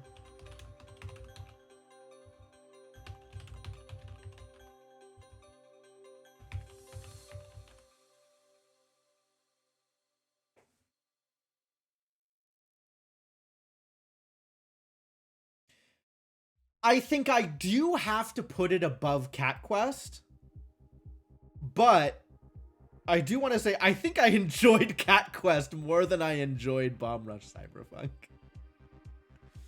as an overall experience. I think there were bits and pieces of Bomb Rush Cyberpunk that I enjoyed more. Like there were spikes of joy in BRC, but as an overall experience, I think I enjoyed Cat Quest more than I enjoyed BRC. But I will put BRC higher because I do think it is a better game. Despite my levels of enjoyment of it. Ranking things in kind of obscure ways here.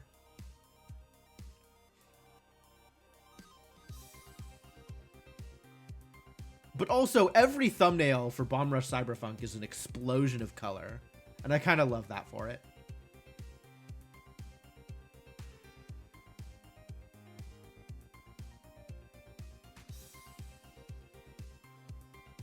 Pretty good game. BRC, pretty good game. Do definitely recommend watching the speedruns, though. The speedruns for BRC are wild. Absolutely wild.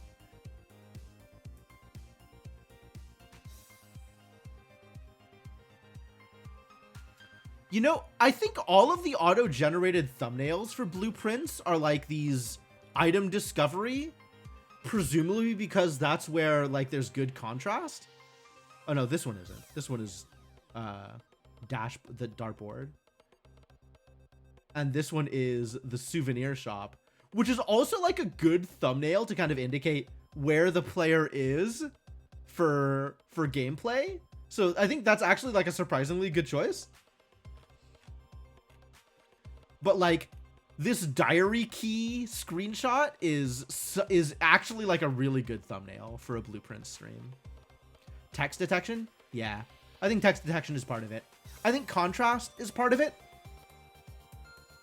And in fact, and like anything that looks like a dialogue box, like it really likes using the dialogue boxes for Defender's Quest also. But like the, you know, here in Cat Quest, in both of the Cat Quest screenshots, it's like the thumbnail is a dialogue box.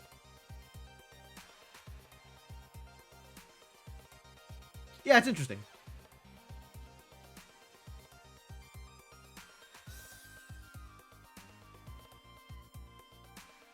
Riven, dang. But also Aces and Adventures. This game was cute, even if I never came back to it on stream. I haven't actually come back to it off stream either. Aces and Adventures, the story aspects of it are not particularly deep. Like, I don't think it is trying particularly hard to tell a story. Although, whoever did the writing in that game had a lot of fun with writing the various bits. Like, it's very stylized, even if there isn't much in terms of story that it's trying to tell. Have I been categorizing the YouTube uploads, like collating afternoon games into each game as a series playlist? I was for a little bit. I haven't been recently. For the most part, the answer is no. I think I should do that for all of the evening games, though. I don't know if I'm going to do that. I think it's a good idea to do that, and sounds boring. I don't want to put in the work to do it. I don't remember how much of it I actually did. It wasn't a lot. But yeah, I think it would be a good idea to do.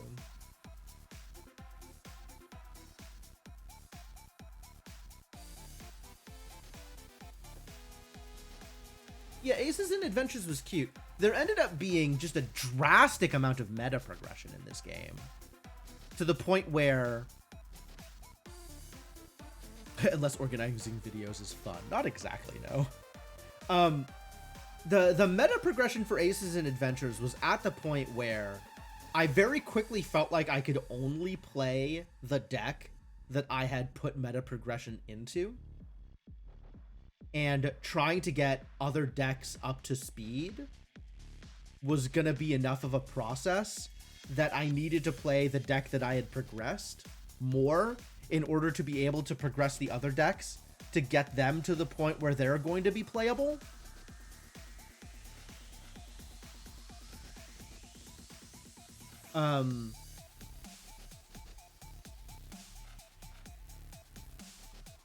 I thought the systems were pretty cool.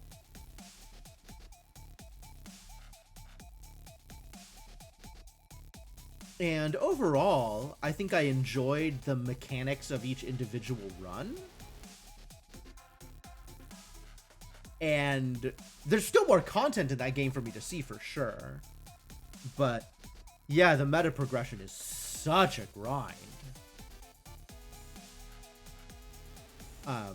So difficult to find a reason to go back to it, I think. Even if it was enjoyable when I was playing it. And the deck building aspects of it were pretty fun too. Like, I think it has a lot going for it, but the meta progression grind is just absurd. So I think that probably puts it in, like, high C, low B, maybe low B, probably B tier, probably low B tier for Aces and Adventures. I think it definitely has, it has draw, it has appeal. But yeah, I never really found the activation energy to go back to it. So we'll call it low B tier.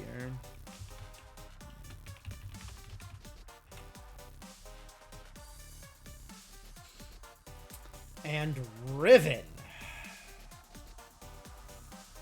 Man.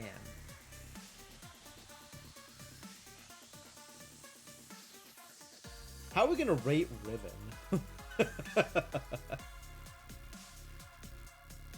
I think Riven is solidly in the A tier. I don't think it's up to S for me. Especially the remaster. I think the remaster does do a couple of things better than the original game. Like, I think it is an improvement on the original.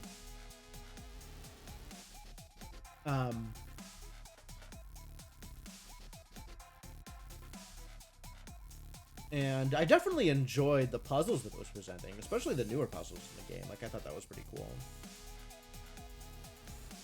But I don't think it quite breaks into S tier for me.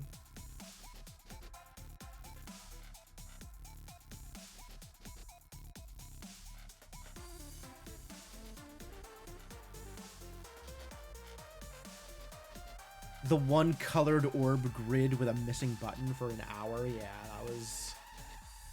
Man, it took me so long to figure out how to just press the buttons that it wanted me to press.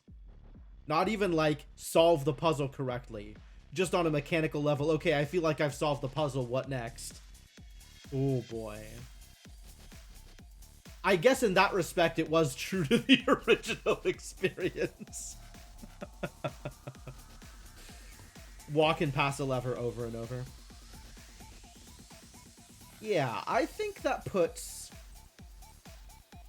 Somewhere here is where Riven goes.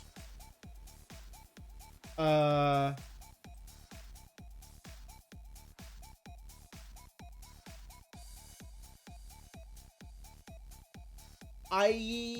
not sure if it beats out Nausea for me. I'm not sure if it beats out Lorelei for me. But just because of the amount of critical acclaim it's gotten, I feel bad putting it below Lorelei.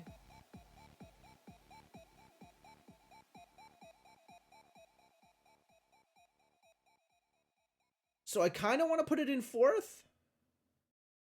I also kind of want to put it in 5th.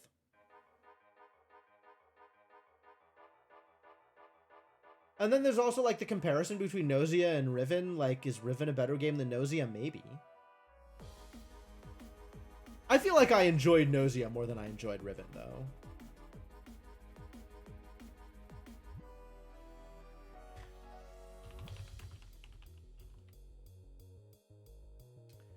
I think we'll slot it in there. I think it is solidly in the A tier, though.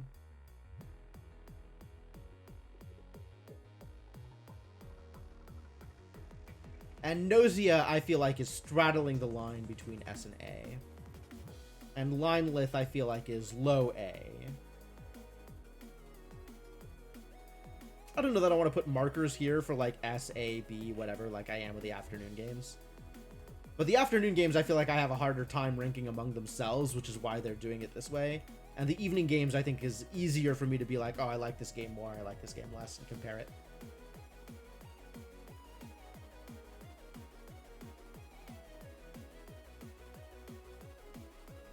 Gordian Rooms, a curious heritage. There was some very easy to miss stuff in this game. That is my recollection of Gordian Rooms. It was so easy to miss important things.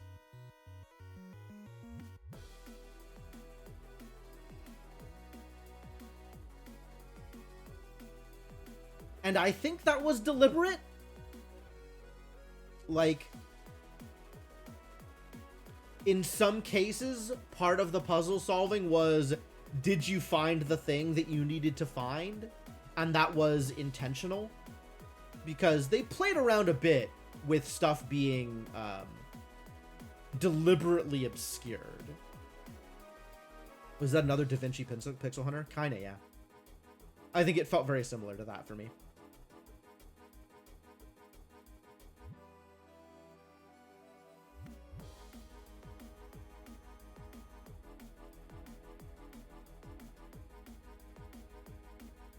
I liked it. I enjoyed it. I think the focus the amount of effort that it took to find the things you needed to find in order to solve the puzzles puts a bit of a damper on it for me. But I did like that the puzzles had some depth to them, and it wasn't just find the 3 plates and then put the 3 plates in the place. Boom, the puzzle is solved.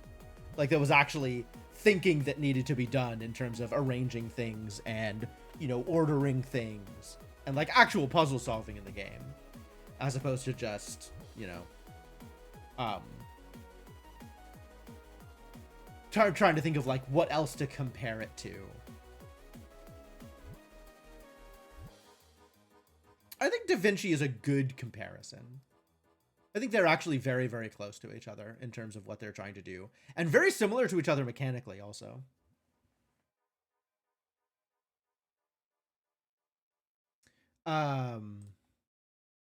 Probably put it somewhere in this tier. Above or below Bomb Rush Cyberpunk. I think, again, because of game type. It's like the kind of game that appeals to me, which puts it a little bit higher over Bomb Rush Cyberpunk. But it's by no means perfect. It's got a lot that that didn't quite work, that didn't quite land.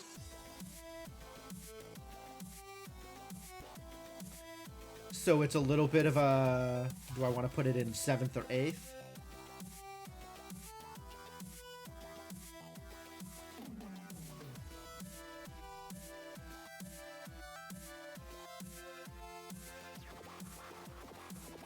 I think on genre, it gets put higher than BRC.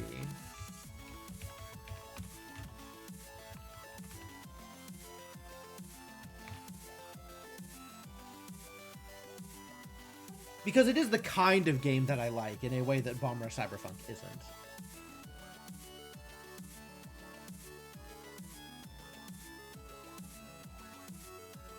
I think if I had to be objective about it, I would probably say that Bomb Rush Cyberpunk is a better game than Gordian Rooms. But I enjoyed Gordian Rooms more. I liked Gordian Rooms more. And, well, it's my list, you know? It's my list.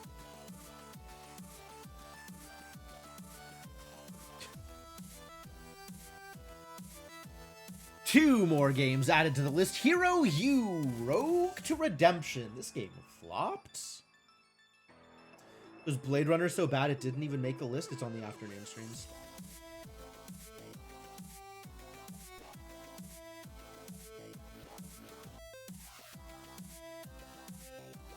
It gets a dishonorable mention.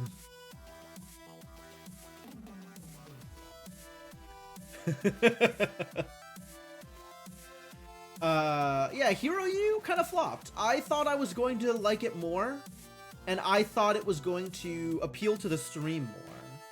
And nobody was really interested in this game. The scriptwriters had an absolute blast putting it together. And it very much felt like the kind of writing that you saw in early Sierra games. On a mechanical level, it was kind of doing time management-y things, kind of like Long Live the Queen. But in a way that seemed a little looser, in a way that seemed like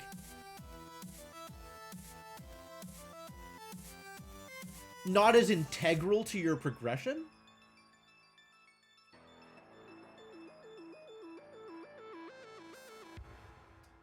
And it didn't feel like there was a lot of impetus to do any particular thing in the game.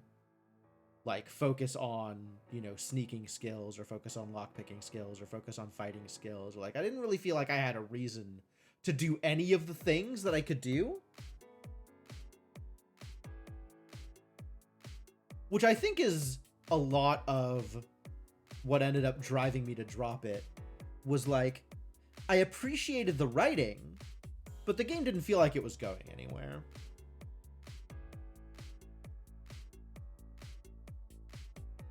And it didn't seem like anybody else was interested in seeing any more of it either. So yeah, it didn't do a whole lot.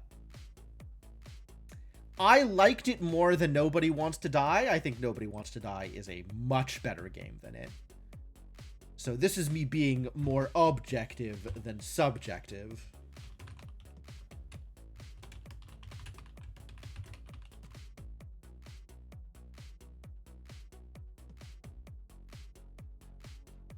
But, yeah, it didn't really land. It just felt like... It felt like the in-game character and me, the player, had better things to do than the things that were happening in the game. It's kind of where I ended up on that.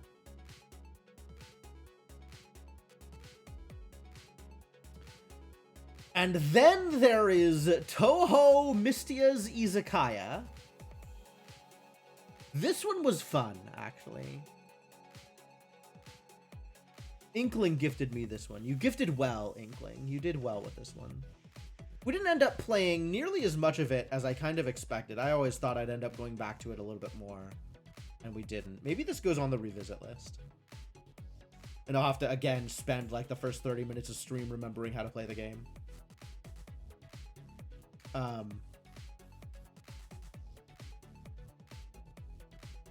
It was certainly fun. I think I wanted the mechanical progression in the game to progress a little bit faster than it actually did. And I got to a point where I think I wasn't quite sure how to handle the inventory management, even with as little of the game as I played. So I think that may be one of the things that was putting me off from coming back. So much more of this game to this. Yeah, I think so. I got very little done in terms of overall progression. I never even left the starting zone. Like, I know there is so much more game in this game.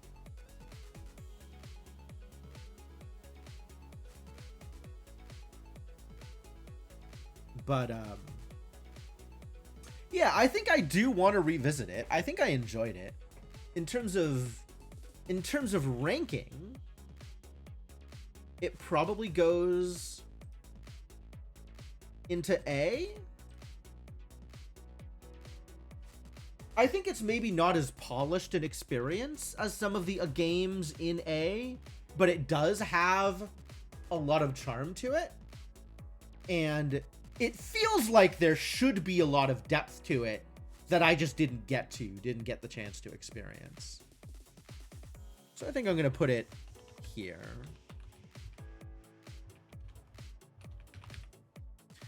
Put it in the A range. Yo, what's up, Ender? How's it going? We are making progress. I think this is... Are we halfway there? We might be at the halfway point here. Where is my first Toho stream? My first Toho Mystia's Izakaya stream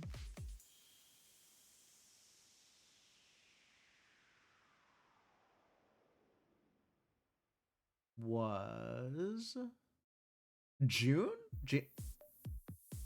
End of June. End of July. Was in July. Yeah. We're definitely into the second half at this point, and there is going to be a lot of repeats. Okay. You want cat stream? Most of the time the cat doesn't hang out in my room. She's not really my cat. So, like, she hangs out in other places. I'm not gonna go hauling her into here. Also, I keep my door closed because there's a dog. The dog is definitely not allowed in my room. The cat is allowed in my room for brief outings, brief forays with oversight. But not just like, you know, all the time. God only knows what she could get up to over here without anybody watching her. It'd be dangerous.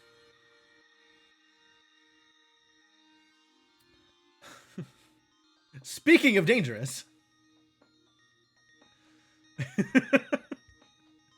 here is a clip of my chromatic abest experience. Cat plays Pokemon, is that a thing? I wouldn't doubt it if it was. I know there's like a fish plays Pokemon stream on Twitch. You love chromatic abest? Was definitely my first experience with no, I am not supposed to be here in Clair Obscure.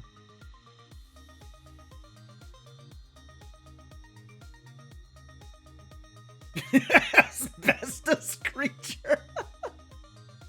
It just parry it, yeah, for 45 minutes straight. I definitely have days where I am better at just parrying it. Oh yeah, I also knew I wasn't supposed to be there, but I had to find out just how much I wasn't supposed to be there. I wasn't just gonna leave it alone. Well, not at first. But yeah, it certainly bodied me several times in a row.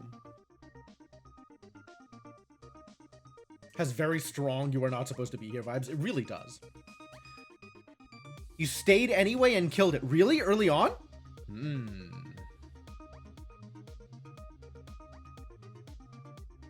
Someone played it on Expert where they used the opportunity to train up on it. I don't know how many hours later they did perfect parry the whole fight to victory and a big experience boost. Alright. Yeah, you can approach that either way. You can approach that as, oh, I'm gonna become so powerful, I'm gonna come back here and kill this later. Or you can do what some people did and just be like, it's here, I'm gonna kill it.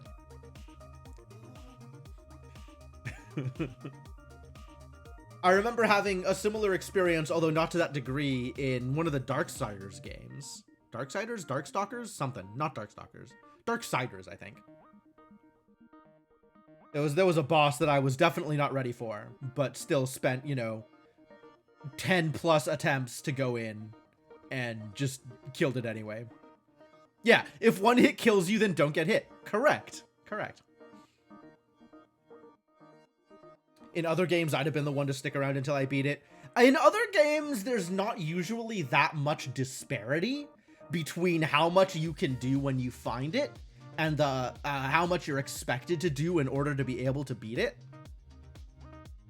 Whereas the distance between where you are when you reach the chromatic abest and like where you are immediately after killing Paintress, for example, is so big. Just so big.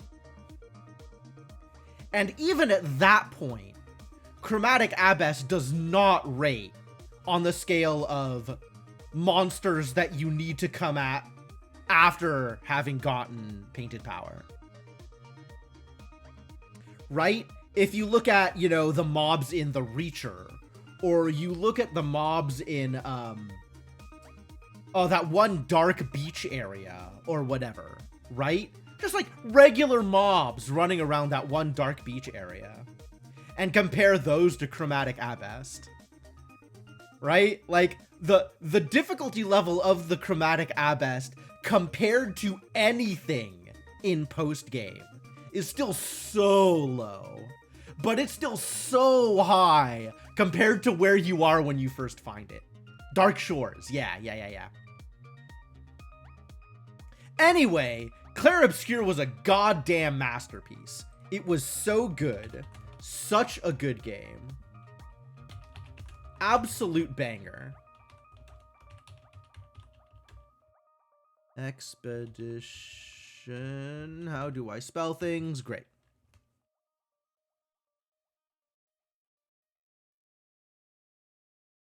The 3 obscure fight that is optimal to grind experience on. Which fight is that? Yeah, no, I hated both of the endings. I agree.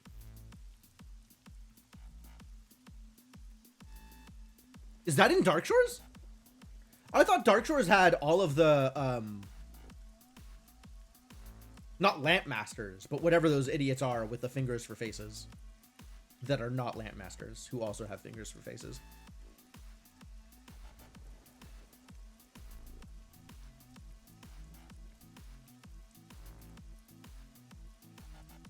Noirs, sure. But 3 of them. Okay, okay. Oh, okay. I can see that. Yeah, that seems like that would be a pretty good fight to grind on. It's convenient because they have the gradient parry, which is categorically free. All gradient parry is very easy. You just have to be able to gradient parry. Which I was not able to do the first time I fought in Noir.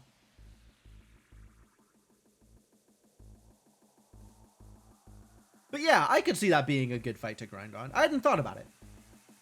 You have to remember the right button. It's true. You do have to remember which button is the correct button in order to successfully gradient parry. But other than that, gradient parries are free because of the slowdown. Which is really nice.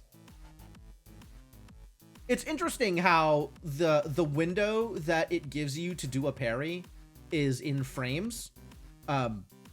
But that takes into account slowdowns. So if there is a slowdown as part of the attack, it counts those frames as slowed down. So you have a much bigger window to parry.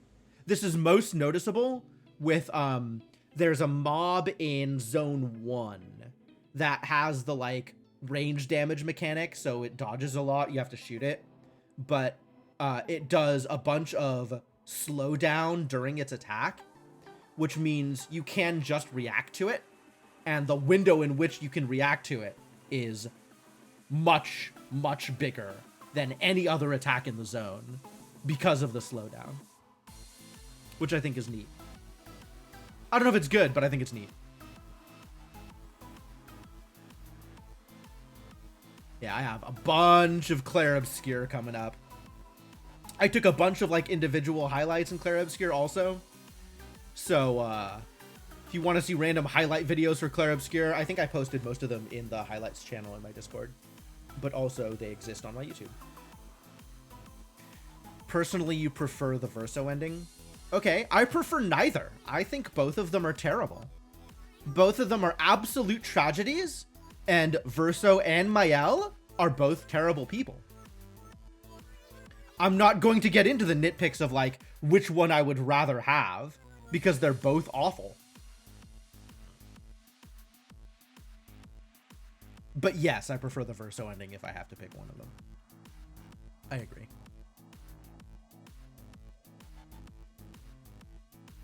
And now there is a bunch of stuff that we have already played. Oh, look at Lune and her sack of potatoes. Love that outfit. This trunk is locked. More Toho, more Time Spinner, more Clair Obscur. More Blueprints, more Tunic Rando, more Clair Obscur. More Blueprints, more Galaxy, more Clair Obscur. Played Clair Obscur for a while. Ah, and then there was Silksong.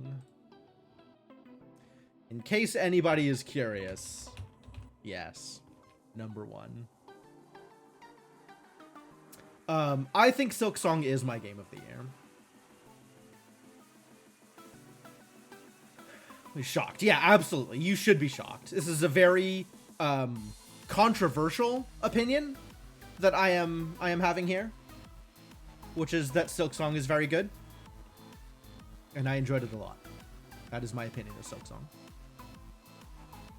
I think I talked at length about the differences between Silksong and Hollow Knight, and I want to say that I understand for people that came off of Hollow Knight very high on the series and started playing Silksong and disliked it because of the differences.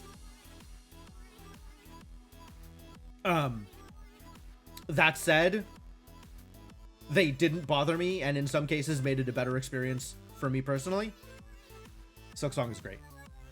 You did not enjoy it as much because it felt more like work at the end.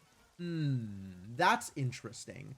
I do feel like it was a bit of a slog to get back and forth from the Lace fight at the end, the Abyssal Grandma fight, and that was a little irritating, just like the amount of travel that I needed to do in order to do some of the things that I needed to do at the end.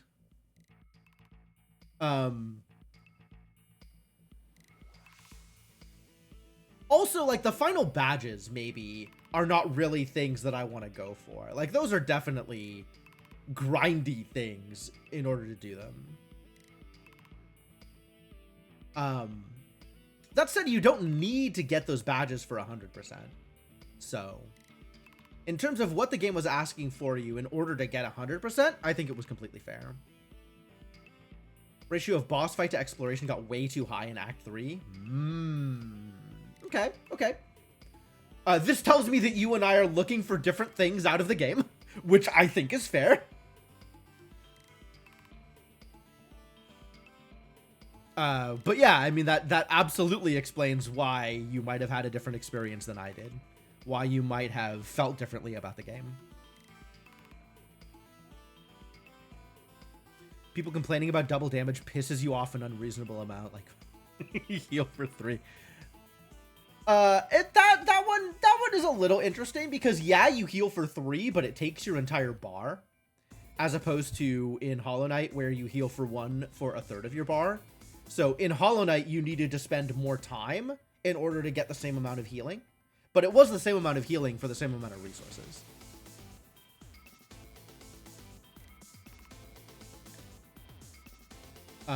Maybe not the same amount of resources, actually. I don't know how many hits it takes to fill up your thread meter versus hits it takes to fill up your soul meter without any other, you know, tools to make that happen quicker or slower. It felt to me, actually, that thread fills a little bit quicker.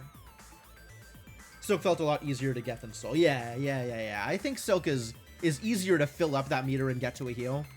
So, I guess from that perspective, I kind of agree. The heal in Silksong is for sure more powerful and punchier than the heal in Hollow Knight. So, it just means that you have to be more precise about what you're doing. Because early game in Hollow Knight, you have more buffers to make mistakes than you do in Silksong, even though you have the same amount of health and a similar power in healing, because the number of mistakes you can make before you lose is lower in Silksong. I think that's true also, Hamu. I think the bosses in Silksong give you more room to heal, but you do need to be aware of where that room is. I think that is also true. The hit to soul silk ratio is the same. Okay. Yeah, I wasn't sure. I thought it was going to be the same, but I wasn't sure.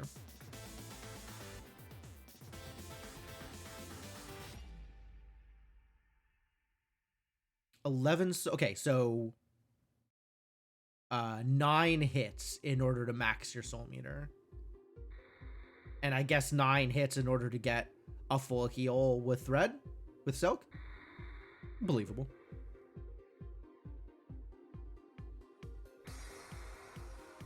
One silk per hit with a max of 9, but it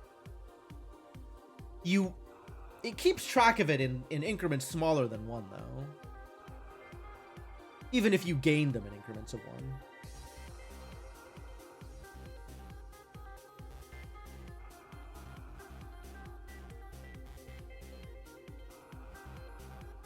But yeah, 9 hits to max it from an empty bar, which is the same as soul. Although in Silksong, without needing to equip anything in particular, it does give you a little bit of a baseline, right? Like, yeah. Anyway, this is this is very technical detail in something that is, I think, more vibe based anyway. Because the vibe of you have fewer mistakes that you can make before you lose in Silksong is very real, regardless of the technical stuff. Yeah, Silk Hearts is what I was talking about. Giving you some base Silk to work with, even without getting those hits in. But yeah, like, I think it is absolutely true that Silk Song gives you less room for error, even if there is more room to not commit errors on many of the fights, if not all of the fights. So yeah, I don't know. I do think Silk Song is overall a harder game than Hollow Knight. I'm not sure that is a bad thing. In fact, I think for me that's not a bad thing. But like, I understand that would change people's approach to it and what people got out of it. So it's valid. Also, Silk Song has Krat, which is probably a downside. I think the existence of Krat makes Silk Song a worse game than Hollow Knight. I think that's not true. But slapping Krat was definitely a high point for me.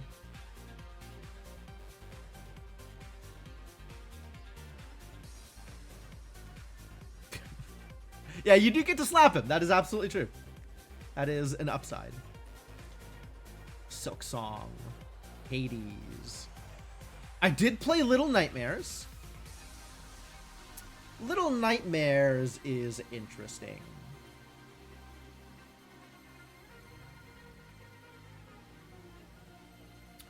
It kind of feels... It's got a similar vibe as like Limbo or Inside. Like, the gameplay is also fairly similar in terms of the like purely side-scrolling action in a 3D world.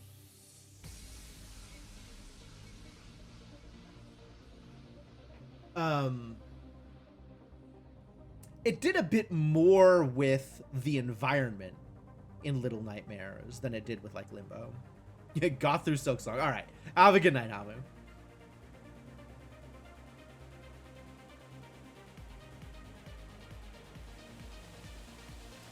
So made accessories for VR chat so that anyone could dress as Sherma.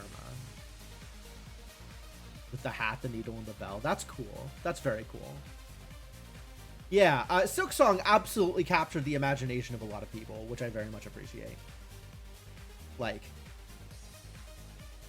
it occupies a large part of the current gamer gestalt, right? The overall headspace of the populace. Regardless of whether or not you liked it more than Hollow Knight, or whether or not it was Game of the Year for you, it is a very important game. But yeah, Little Nightmares, Little Nightmares occupies that kind of game that's like, once it's done, I'm done with it, and I don't really want to think about it anymore. I think Creeks was also in a similar place. Dark, for sure. D-A-R-Q. Little Nightmares, for all that the story was a bit disjointed, I didn't feel like it was really cohesive in terms of what it was doing. The vibe was very solid, like the atmosphere of the game was really good. And I think the puzzles were like interesting enough, kind of trying to navigate the game. So on a mechanical level, it was pretty good there too.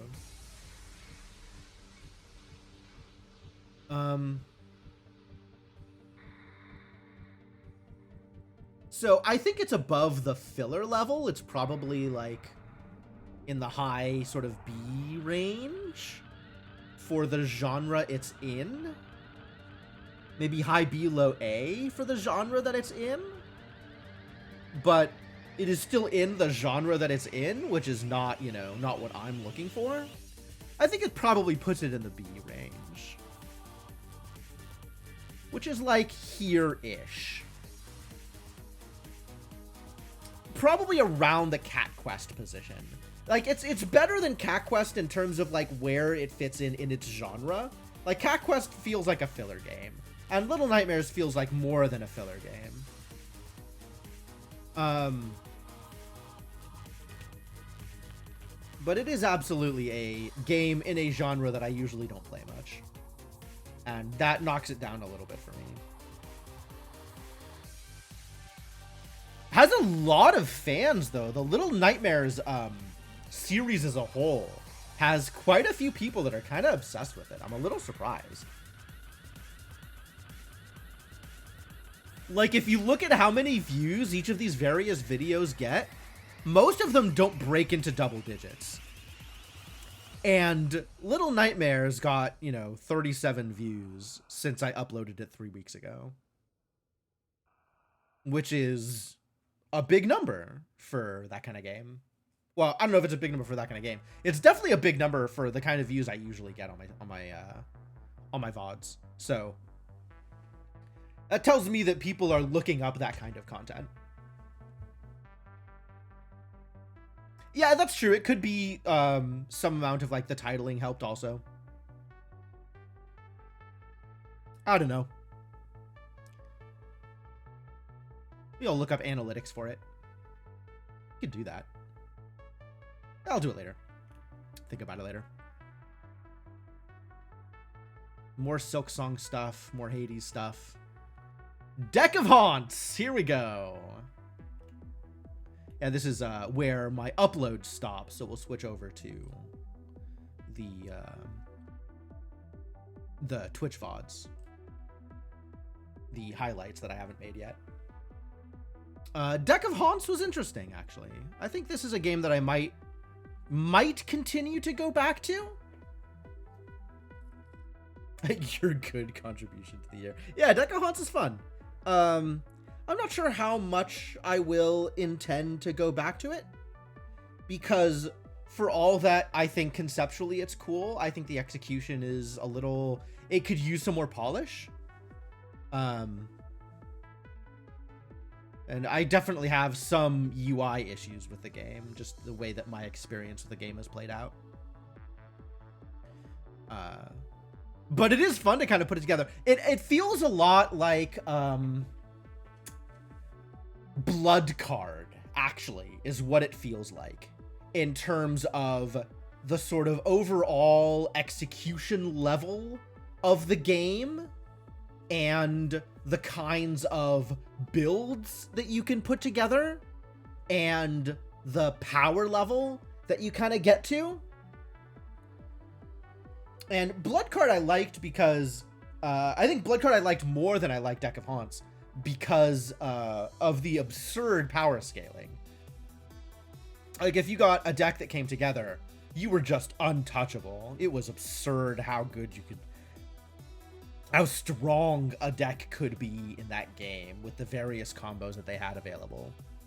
Deck of Haunts also, it feels like you can get very, very powerful. Like, weirdly strong compared to the threat level of the people that are presented.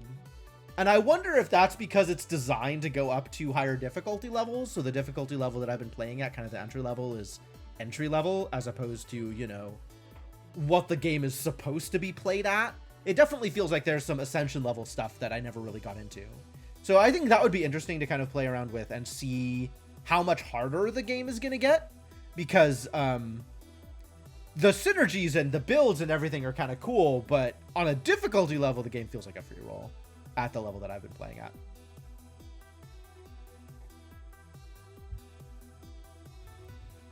That said, it's definitely possible that there is more to it that I just haven't seen yet because I haven't explored some of the higher difficulties.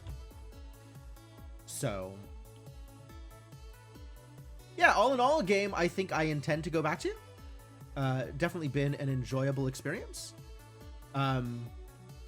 Probably put it at, like, low A range? I think low A range is where that sits for me. It's, I want to go back to it. I don't know how badly I want to go back to it, but I do want to go back to it. And, you know, it's got some problems to it, but it's pretty enjoyable. And it's a game I want to see more of. So yeah, that's where that is. It's interesting because, like, I think I am more interested in going and seeing more of Deck of Haunts than I am in going to see more of the Bazaar. But I think the Bazaar is a better game than Deck of Haunts. Definitely more polished. Like, that is a huge difference in terms of how clean the interface is, and you know, like UI and bugs and stuff like that. But yeah, Deck of Haunts I think is a game that I want to go back to. Certainly, it's Bazaar team is like 4 or 5x. I don't know how big the teams are. I have no idea. Deck of Haunts feels like an indie dev in a way that the Bazaar doesn't, for sure. But yeah, I think I'm interested in playing it some more and seeing what else it has to offer. I think that's where I'm at on that. All right, so there was some Peglin coming up after that. We have kind of the end of Hollow Knight here. And then my one stream of Death and Taxes, which I think was interesting, but wasn't interesting enough. I think the idea of the game is fine. Some of the writing and some of the mystery of the game is definitely appealing. I think there is reason to play more of it.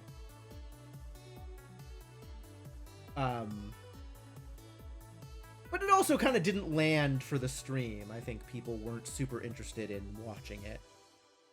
And I think my drive to come back to it on that level is fairly low. Yeah, this is the current list. So as far as evening games go, I have been sticking things into this, you know, strictly numbered ranking system. There's not a lot more in terms of evening games. I think there's maybe two or three more evening games on the list. And then for the afternoon stuff, I have been kind of putting them in tiers, because I think they are a little bit harder to rank directly against each other. Our Talk is one of the evening game streams. Yes, Our Talk is going to be on that list eventually.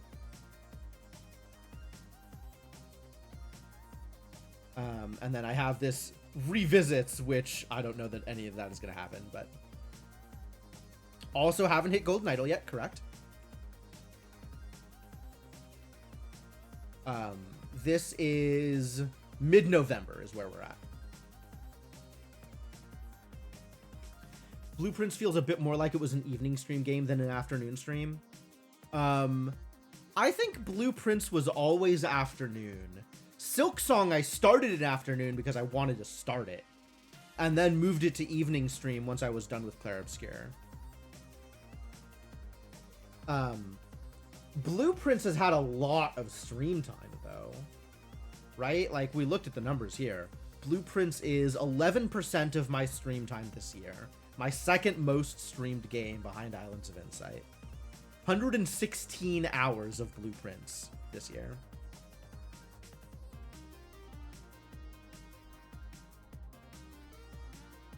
Perennial Silk Song versus E33. Yeah, well, people can debate if they want to. I've got an opinion.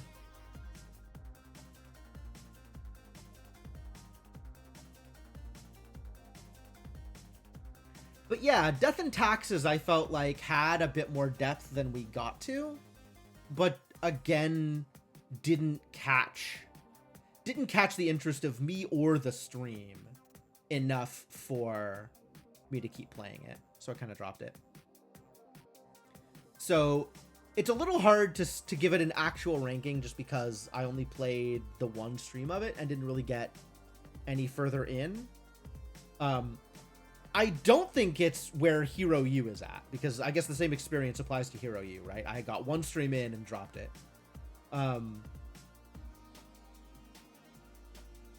So it probably lands somewhere here, I think, between Cat Quest and Journey to the Savage Planet. I think it's better than a filler level game, which both Cat Quest and Journey to me are kind of filler level games.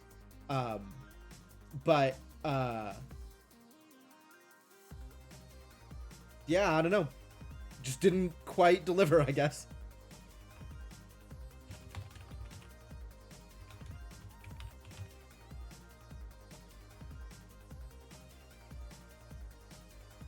And then we have more Time Spinner, more Elements of Insight, more blueprints, all of the good stuff that has been a mainstay of the stream this year. And then we move into the Rise of the Golden Idol DLC, which was a lot of fun. Really a lot of fun. I got a lot of value out of Golden Idol DLC. Golden Idol was a great game. The DLC for it, maybe better, maybe even better. I think I was at the end of the Rise of the Golden Idol, I was like, this was good, but I want more. And I think the DLC delivered on the I want more of it. The DLC definitely like a bit more difficult, required a few more intuitive leaps than the base game content, I think. But was enjoyable to try and piece together. Really a good time. So where does that put it here? That's a really good question.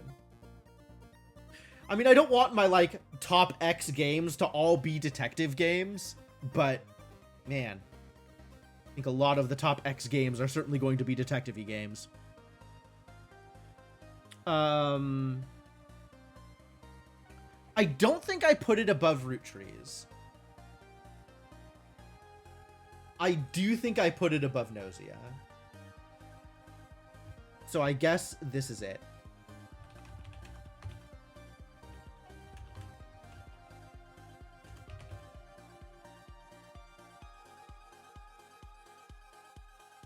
And this is definitely an instance of my personal bias of genre, right? Like, for all that Nausea was a fantastic game, just the genre of this sort of detective / information gathering game, Type Help and Root Trees Are Dead and Rise in the Golden Idol, like, almost any game in that genre I'm going to rate highly just because I really, really like that kind of gameplay. So there is a bit of a bias here, because I am who I am. But I think I am okay with this rating.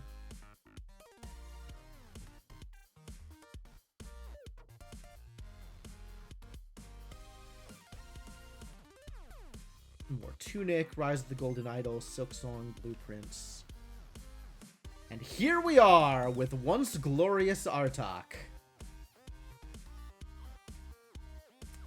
Man, Artak, I think, is quite good, but there are quite a few pieces of execution in the game that bring the game down a bit.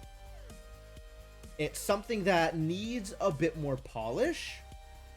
It's something that has an approach to design that maybe doesn't quite mesh with what I'm looking to get out of the game. I think it expected things from players that I wasn't necessarily happy to be providing as a player.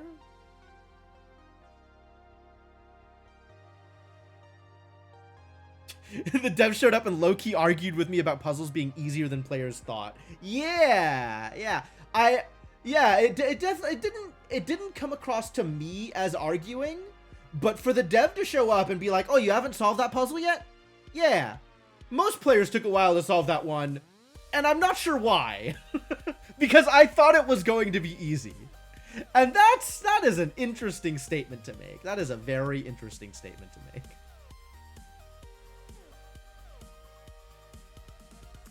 Yeah, I think that there's a couple of points where maybe the dev was not quite appropriately calibrated to the player base. At the end of the day, I didn't end up needing any outside direction in order to 100% the game. So I don't think anything was too esoteric. I don't think anything was too obtuse. But there definitely were a couple of bits that it took me a while to get to, a while to realize that I needed to approach them in a particular way.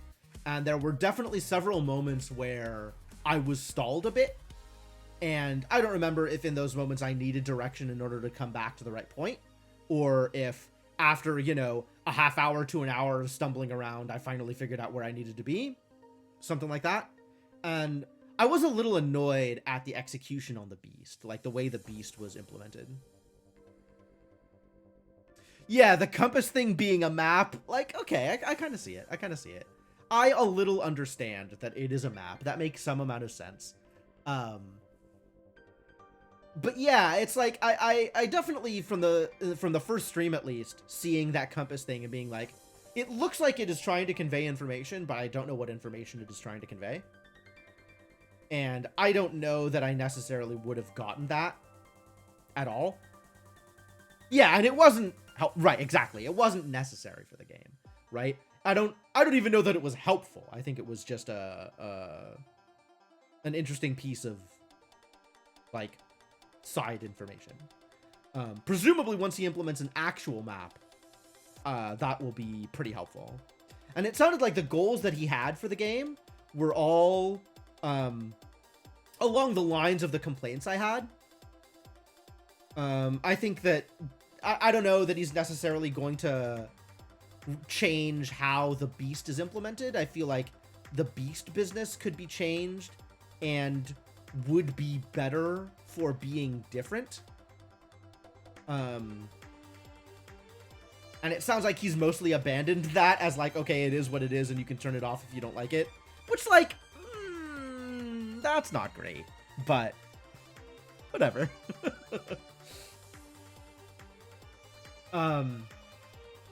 But I did really appreciate the world building and the lore in the game. And I also like the approach to puzzle solving where the reward for a puzzle is lore. And there's a lot of puzzles around, and very occasionally you'll get something that is progression unless you get to puzzles that you couldn't get to previously. But most of the game is about learning about the world, and I especially appreciated that there were some puzzles that required you to dig into the lore in order to solve them. Yeah, you hated the prose. I was into it. I liked the storytelling on it. But that's we can be different about that. That's fine. That's not a problem. You're allowed your opinion. I don't think it breaks into the S tier. I think it's probably somewhere here in A, probably around the same position as Linelith, maybe a little below Linelith. You tuned out that game entirely? That's fair. I know you also have your own opinions as to what games are good and what games are not. I think Once Glorious Artak sits at the bottom of the A range. For me. Like, I did like the game. I thought the game did a lot of very cool things. And it suffers a bit from the execution in some points. But was really enjoyable. And, like, I think it would probably be in this range. 5th, 6th, 7th. If the nits that I picked were resolved. So yeah.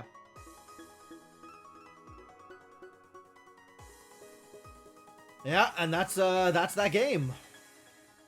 That was our talk. And then we also came back to Oxygen Not Included for the first time in a long time. What a fantastic game, Oxygen Not Included.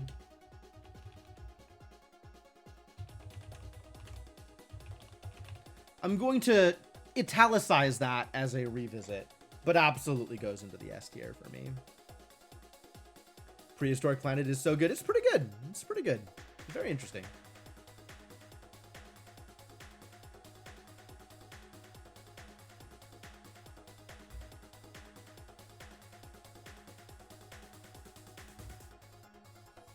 Roll back to the 2021 retrospective to see if O&I was on the revisit list. Okay, hang on.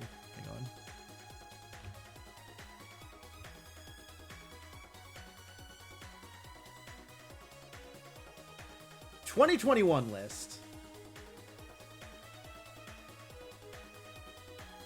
Oxygen Not Included is not on the revisit list, but it is included as one of my favorite DLCs. even if it's not on the afternoon list. I think I was still playing it. What about 22?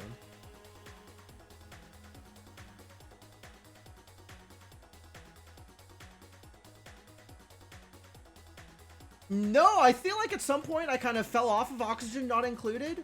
I was just like, okay, I'm not interested in pursuing any deeper into kind of the mechanics and the engines of the game. And it's been a blast to pick back up. I also fell off RimWorld. It's true. I think RimWorld is also a very good game that I got my fill of and did not want to come back to.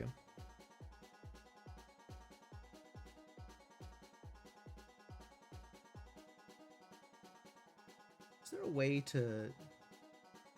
Yeah, that's what I want.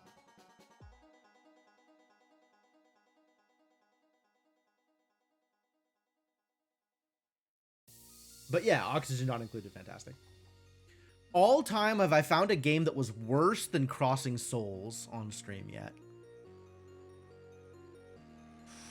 That I finished? I don't think so. Welcome to Bummertown was probably a worse game than Crossing Souls. Like, that was so bad that I quit mid-stream, as opposed to getting to the end of the stream and being like, I don't think we're coming back to this.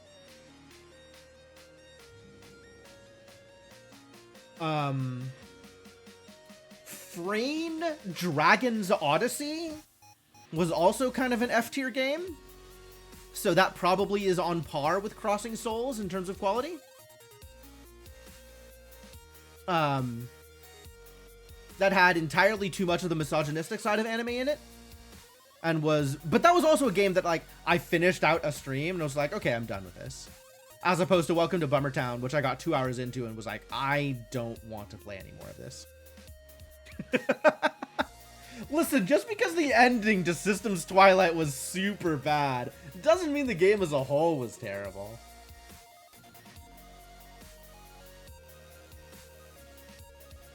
But yes, I am well aware of Darkstar's opinions on Systems Twilight.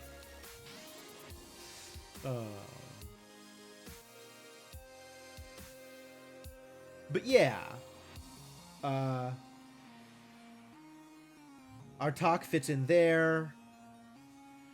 Golden Idol DLC fits in there. Oxygen Not Included, absolutely an S tier game. Very excited to continue playing more of that, even if it is a revisit. And I think there is one more game that is going to show up on this list. Yeah, Horror at Hyrule is also one more new game. Oh, sure, yes. This particular DLC of it. I'm not counting Prehistoric Planet as a new DLC in terms of new, because I played Spaced Out. And it is a modifier for Spaced Out, as opposed to an actual new DLC, as far as I am concerned. Spaced Out, I would consider, like, kind of separate from base Oxygen Not Included. And Prehistoric Planet, I'm not considering as separate from Spaced Out.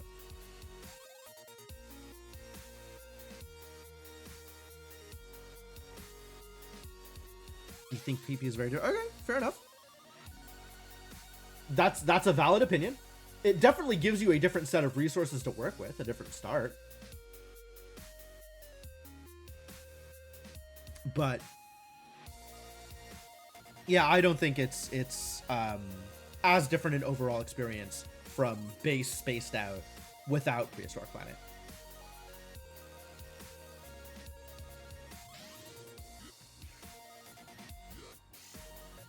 Like, I don't think a content pack is different enough to consider it a different game.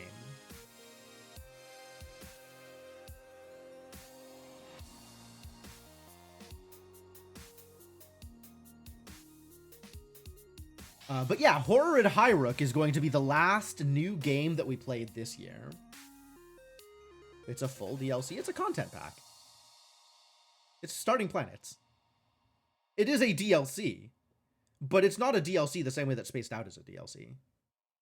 With, you know, the entire overhauling of the tech tree and the way that rocketry changes. and the existence of asteroids and teleporters and stuff like that.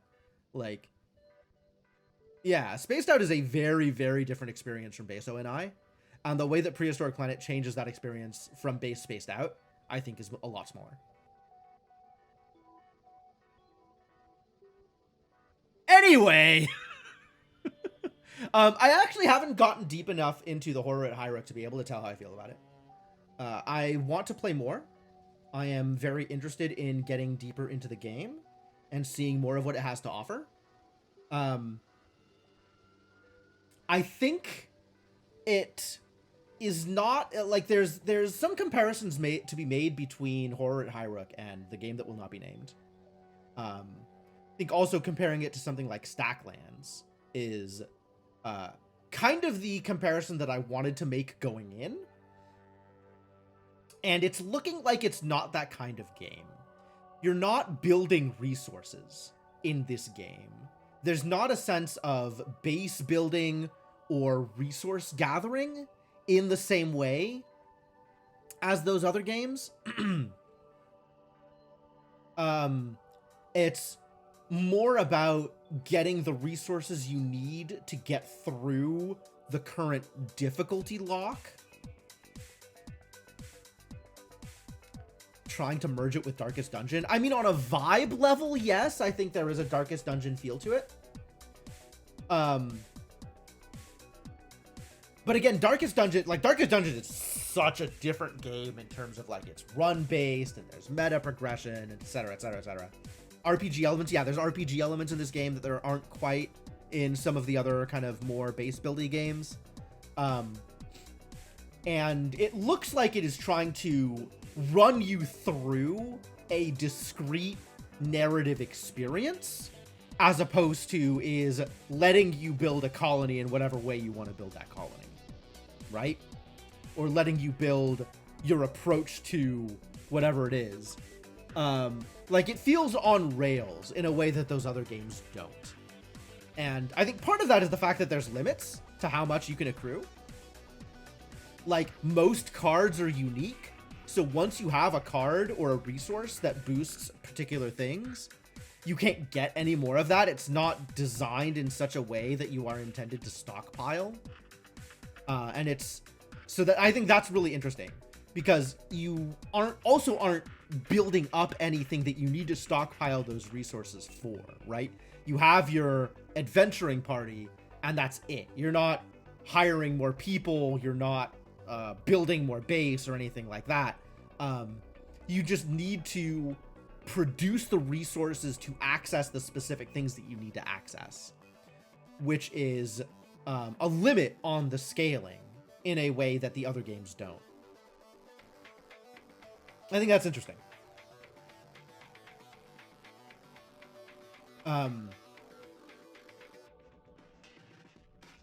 Yeah, so it's a little hard for me to rank right now because I don't feel like I have a good measure of the game because I came into it with certain different expectations.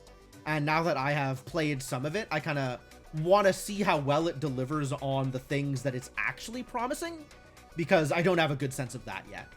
So I think I want to play more and see what it's doing, but for now, I'll stick it in the A range. I think it's well polished, which is important, and it feels like it has a mission, right? It feels like it is doing a thing very, very distinctly, and I don't think there's anything that is like kind of holding it back from the thing that it's doing, other than seeing whether or not it delivers.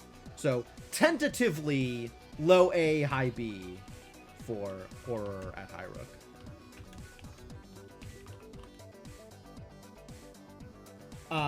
And that covers the year. That's actually everything. That's all of the games.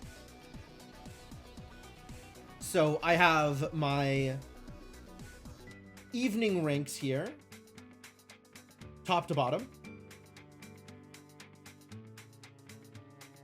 And even Journey to the Savage Planet, right here, like a third from the bottom, is still probably like a low B rank. So the evening games that we played, I think, were overall really good.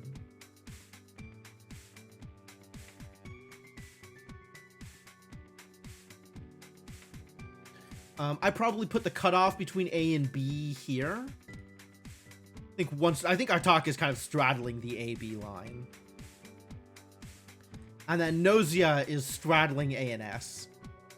A little hard to say whether Nausea belongs in S tier or in A tier. I think it's right in the kind of division between the two. And both of these are also Rans. I don't know that Hero U is F tier, but it doesn't get above D.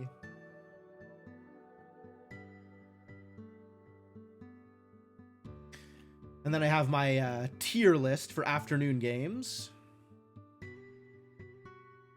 including quite a few games that I intend to never come back to.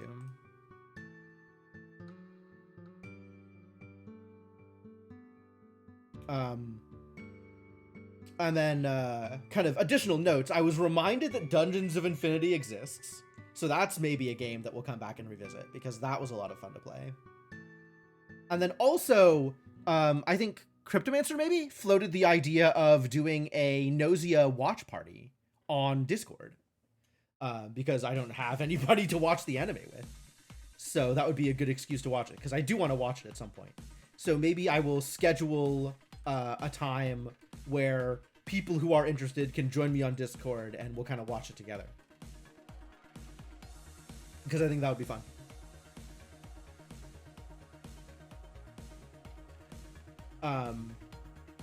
I titled this Aspirational Revisits because, come on. Because my history of actually doing the revisits, once I have listed them as a thing I want to revisit, is pretty bad. But I think both of these could definitely happen. I think I would be interested in actually doing both of these things. Very good. Definitely has some anime BS to wade through. Sure. I mean, that's how it goes, right? But yeah, okay, so we still have a decent chunk of time in the stream. So I figure for what we have left, we can spend some time taking a look at Twitch Tracker and see if there's any interesting stats here. And then we could also... this has a clip section?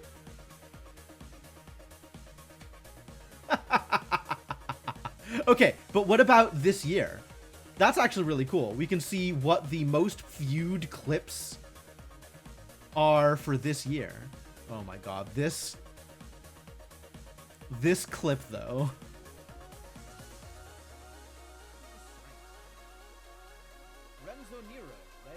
Oh, this needs more volume. This cannot get more volume. Nero's work is characterized by its strange luck. Events occur independent of space and time, and scenes are arranged to construct a narrative not driven by chronology, but rather by intuition and association. In this aptly titled piece, Nero confronts us with the thesis that destruction can be art. Motherfucker!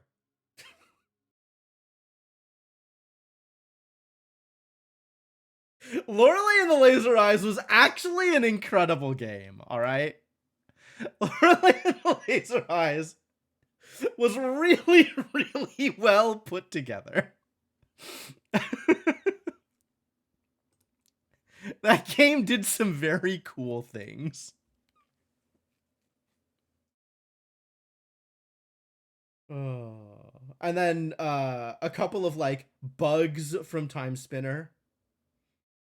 We got a Nausea clip up here. People watch the Nausea clip. If you can give yourself over to protect me completely, then once everything is ended, I shall tell you what you want to know. That is all. Now leave me. Okay, it's a deal. Who will I protect? I will protect Yuriko. Son of a...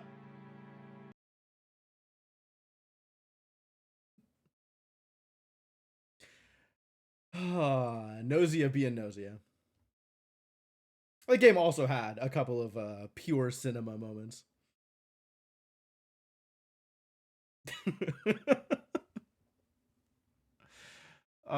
This is cool. This is cool. Couple of moments from Silk Song.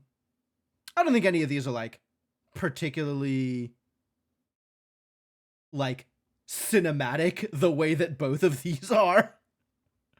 But some strong reactions to some of the things that happened in the game. Okay, the fact that of all of these clips, this clip doesn't have double digits of views is an absolute travesty.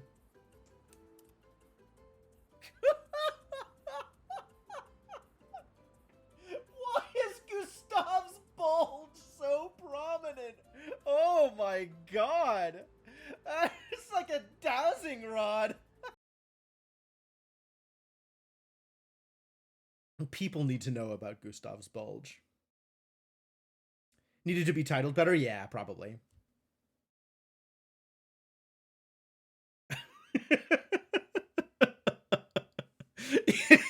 You hate the swimsuits. Yeah, I think for the most part, I hate the swimsuits too. Although Monoko's swimsuit is great. Monoko's swimsuit is absolutely great.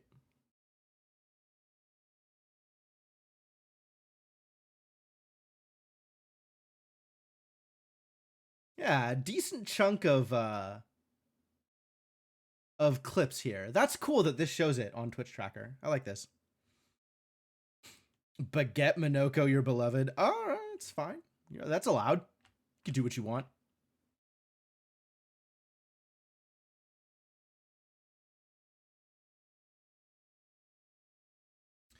Monoko's VA wore that Speedo over his clothes for the Golden Joystick Awards ceremony. That's excellent.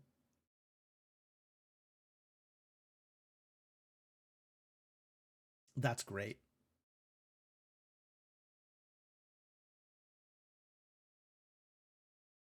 Statistics. Is this going to be interesting? Am I going to find interesting numbers in this section? What does this look like? Okay, okay. Average viewers, 10. 35 followers gained this year. Feels like I've leveled out. Monthly stats breakdown. I don't know that this is interesting. I don't know that I want to look at this. I don't know what this tells me.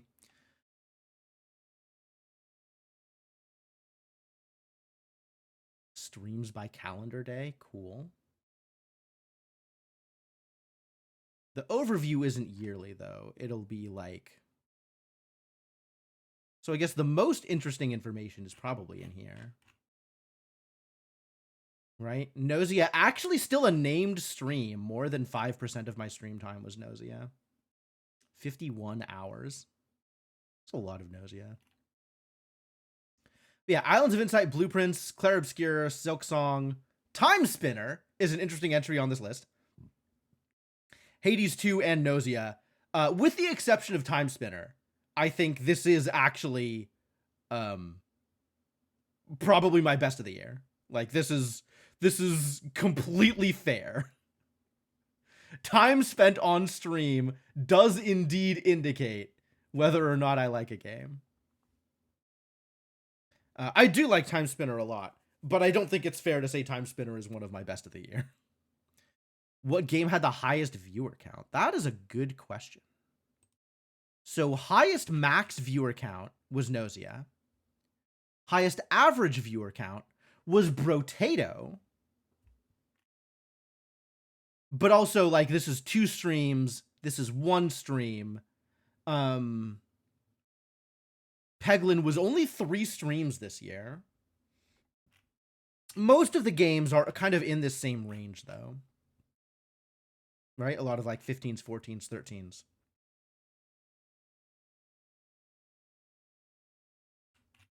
Lowest viewer count is certainly interesting. That's Aces and Adventures exactly.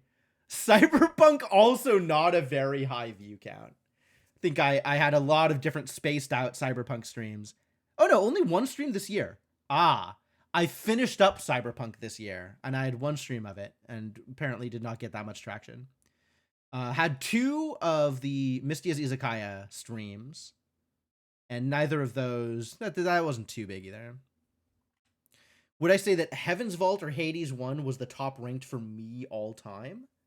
Oh, gosh, that's really tough to say. I think Hades 1 I would rank above Heaven's Vault. Heaven's Vault was very good, though. That was very fun.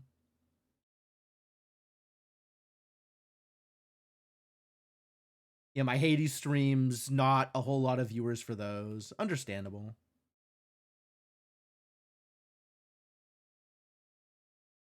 I think once you get to a certain point in Hades, it is just another Hades stream.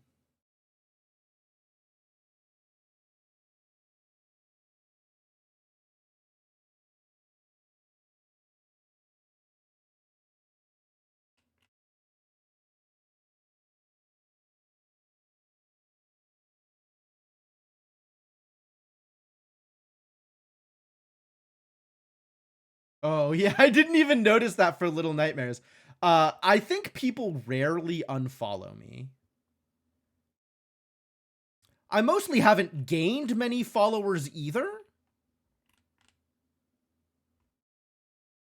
Followers per hour. That means multiple people. No, that means yeah, actually I think that means multiple people unfollowed during Little Nightmares. Was shaving off bits of the viewers. It could also be like bots getting banned, like accounts that just no longer exist.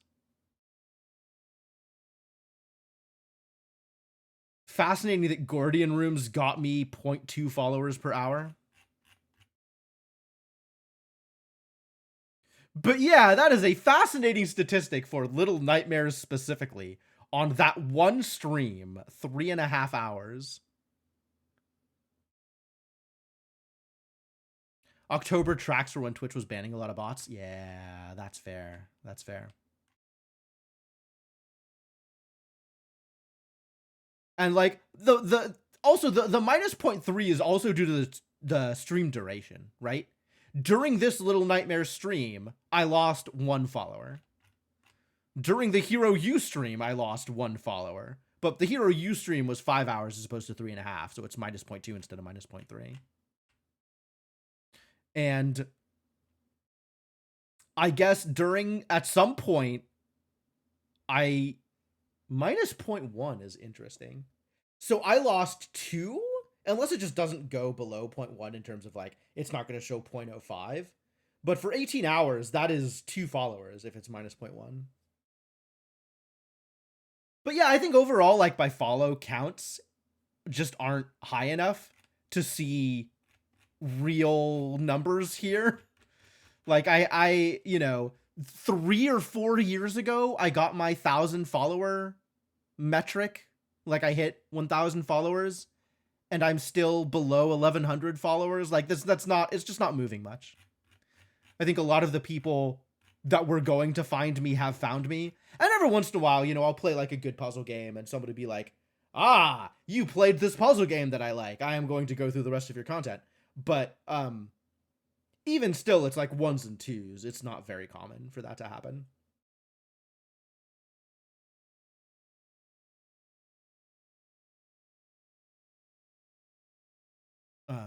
The negative decimal is silly. Yeah, absolutely. It is very silly. But yeah, overall, like I think on Twitch especially, I don't get a lot of exposure. Like the times that Twitch shows my stream to somebody who doesn't know that my stream exists is really rare. Some people are searching by category and will be like, I wonder who's streaming The Witness today. Or something like that. Like I think I actually got a decent follow boost from Outer Wilds, from the Outer Wilds DLC, because at that point the interloper had been set up. So people were being directed to my stream from a community of people that really wanted to watch that game. But you think you joined from a category search? It's believable. What's your follow age? Following since March 6, 2022. What was I streaming on March 6, 2022? I have that information available.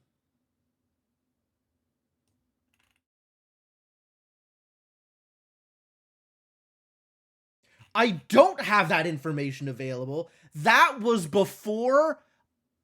That was before. That was before I got this computer, so I don't have the logs for it.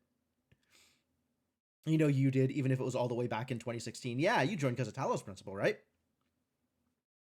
I think I remember that was the witness into Talos Principle, and that got me a lot of my long-term follows. That got me a lot of the people that were invested in my community. Couldn't I check on? I guess I could check on this site.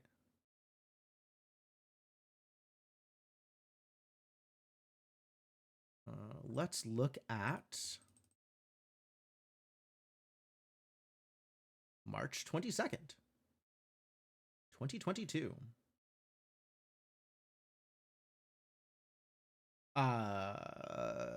Could have been Tunic or Dyson Sphere, or They Are Billions.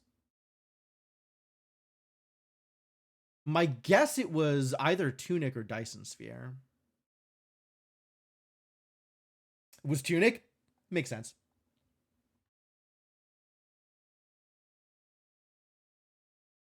Started watching from a category search.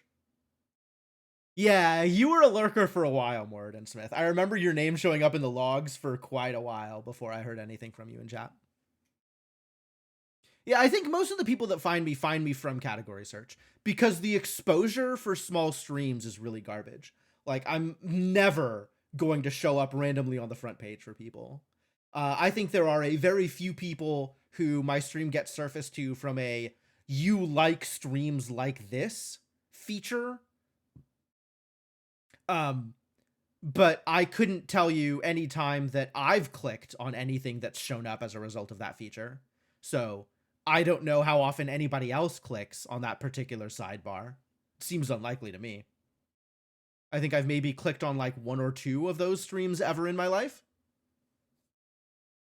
And can't imagine that they resulted in follows for me, although maybe they did. It's possible. It's not impossible. I don't think it did, but I don't know. Yeah, I don't spend that much time on Twitch anymore, actually. Like, I used to watch a lot of streams, and I definitely don't watch as many streams as I used to. I think probably the category that I have searched the most out of all of the Twitch categories is probably Fez. Because for a while I was really into having Fez on just as like a background while I was doing other things. And then also like the level of discovery and kind of the delight that you get in those moments of figuring things out, I think is really high in Fez. And that's a good experience. I really enjoy watching people discover things about Fez. Um, but it's been a while since I did any searching on Twitch for a stream I didn't already follow. It's rare. I think I end up doing a lot of other things that are not watching streams on Twitch these days. Especially with like various multiplayer games and all of the stuff that I do that is not even on the computer. I'm sure there is a correlation between how much time I spend on Twitch and how interested I am in Grand Archive. that tracks to me.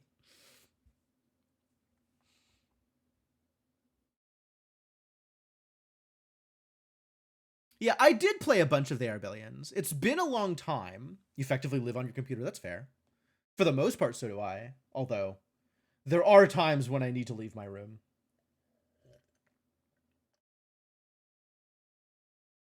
Yeah, I played a lot of the Arbellions. I really enjoyed that game. And then I got to a mission that felt a little bit too difficult for me and bounced off of it and haven't gone back.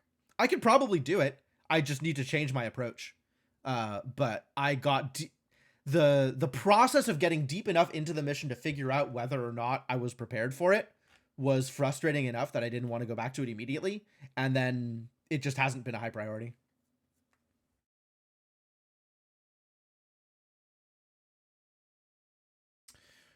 RimWorld is my highest all-time stream game. Oxygen not included behind that. And Rogue Legacy 2 in third place. That's fascinating. I played a lot of Rogue Legacy.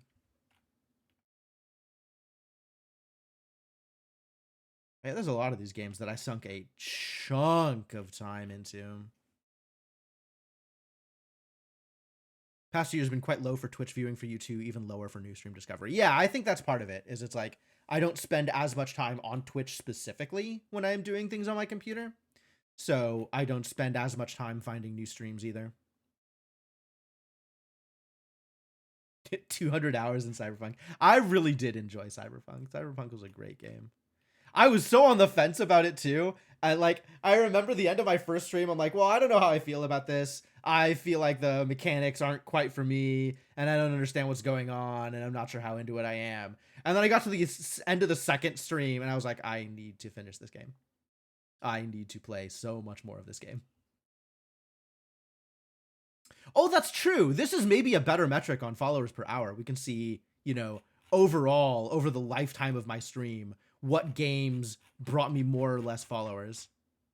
Hang on. What Remains of Edith Finch apparently brought me like 3 follows over a 4-hour stream. You know what I think this is I think somebody rated me very close to the end of my Edith Finch run. And whoever rated me, they brought in a couple of people that followed. 0.6 per hour on Factorio. I know what's going on with this. There was exactly one stream of Factorio in which I got close to 50 follows, because I think Twitch was doing some weird new feature where when you created an account, you indicated games that you liked, and it would automatically follow some random streamers that streamed that game. So over the course of that one Factorio stream, I got 53 or 54 follows from people who were definitely not in chat, and I don't think ever showed up on my stream. They may or may not still be follows.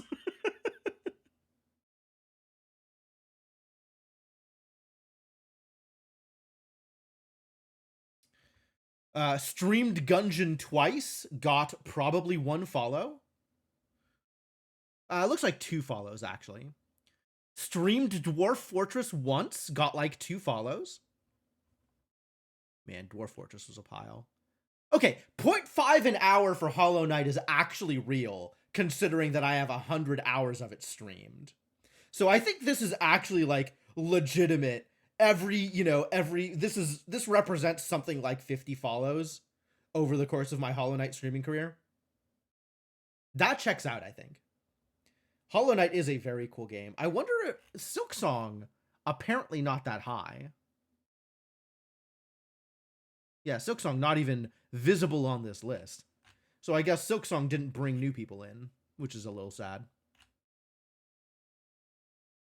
Seemed like the kind of game that would. Fantasy Strike, yep. My 2 streams of Fantasy Strike, which brought people in because I posted about it on the Fantasy Strike Discord. So I got a couple of follows from that, even though this is the only fighting game I have ever streamed. And I have streamed it exactly twice and never again.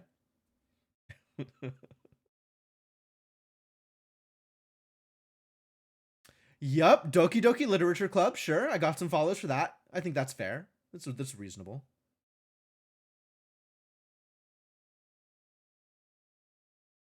Yeah, I feel like my numbers are still so small that followers per hour isn't a real metric, but it's neat to see what games have the very, very slightly higher number than the other games.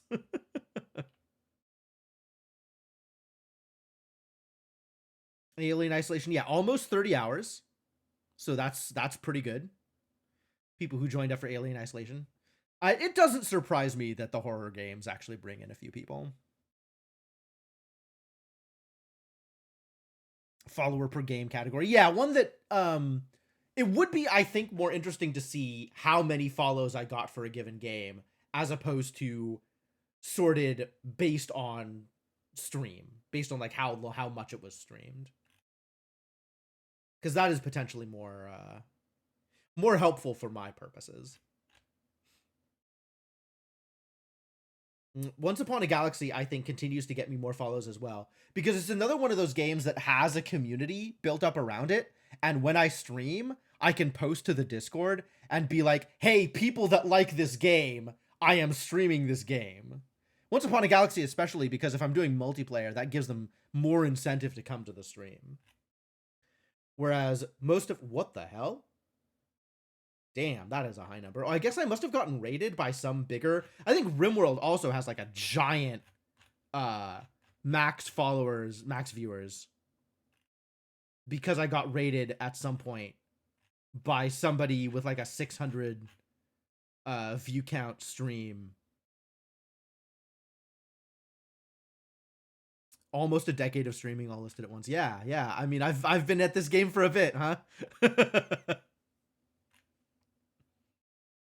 Oh, that's right. The Oxygen Not Included devs linked to me. Yeah. There was a Twitter post, I think. That was nice. It's always great to get recognition from somebody like that and be like, yeah, I think whatever you're doing is good enough that I want other people to see it. That feels good. Whether or not it turns into anything long term, whether or not it turns into actual follows or anything like that, like, it's just nice to see that people want to promote my content like that. Man, almost a decade of streaming. That's wild. Is this actually like from the beginning, or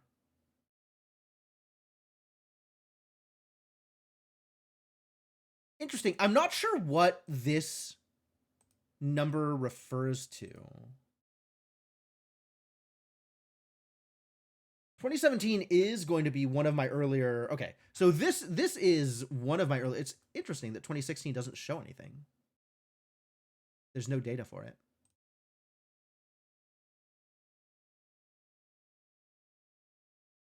This doesn't show Undertale, which is the first game I ever streamed. So this is early in my career, but doesn't show the actual first stream. I think November is when I was streaming Undertale. Might be affiliate only? No, I got affiliate in like, I don't know, 2018, 2019, something like that.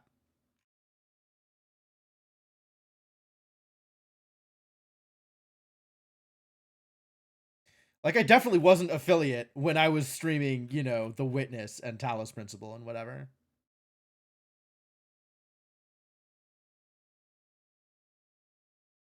Although the fact that this only shows 2.5 hours for Talos Principle is really concerning.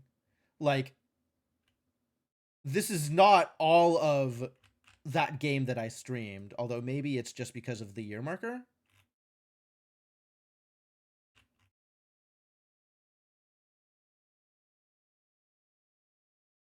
Yeah, I think it started picking up my streams at a certain point, which did not include the stuff before it. So there was streams that I think I have some streams. I do think 2016 is when I started streaming. I think that's right.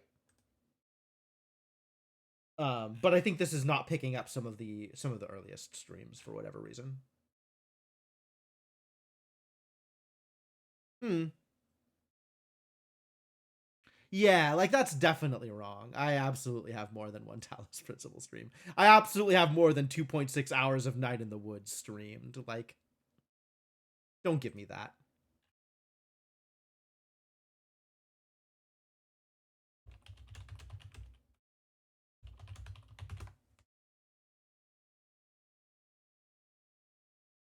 Far more than 2.6 hours of Night in the Woods streamed. Even separately from my literal 2 full streams of just Demon Tower. Because the mini game in Night in the Woods was almost as compelling as the actual game of Night in the Woods.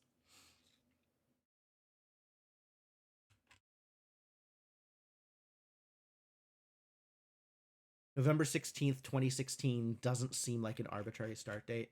Yeah, I guess if I look at like some other, who else is a big, okay, this person, how long have they been streaming?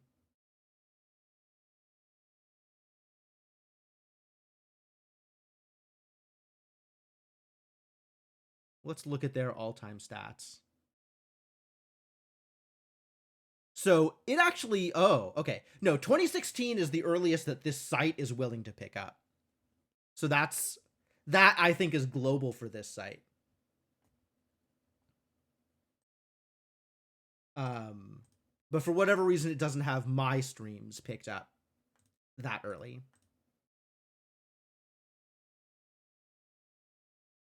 Not sure why. But yeah.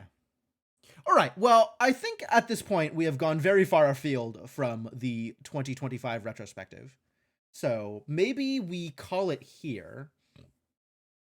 But this has been some really interesting discussion. So thanks for hanging out and thanks for chatting with me.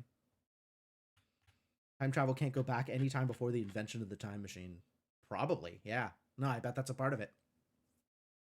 This site definitely works based on time travel. I'm sure that's true. um, but yeah, I think this is about the point where I have run out of content.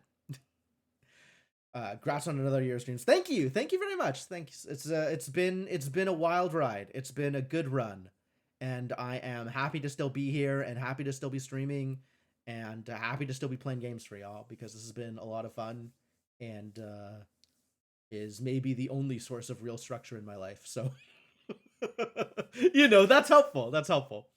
But yeah, thank y'all for keeping me company. Thanks y'all for hanging out. I really do value you all for being here and spending your time with me. Like, I know there are a lot of things that you could be doing with your time. So I very much appreciate that you're hanging out with me and, kibitzing about games. And yeah, it's been good. It's been good. It's been fun. It's been good. And there will be yet more of it. So good times all around.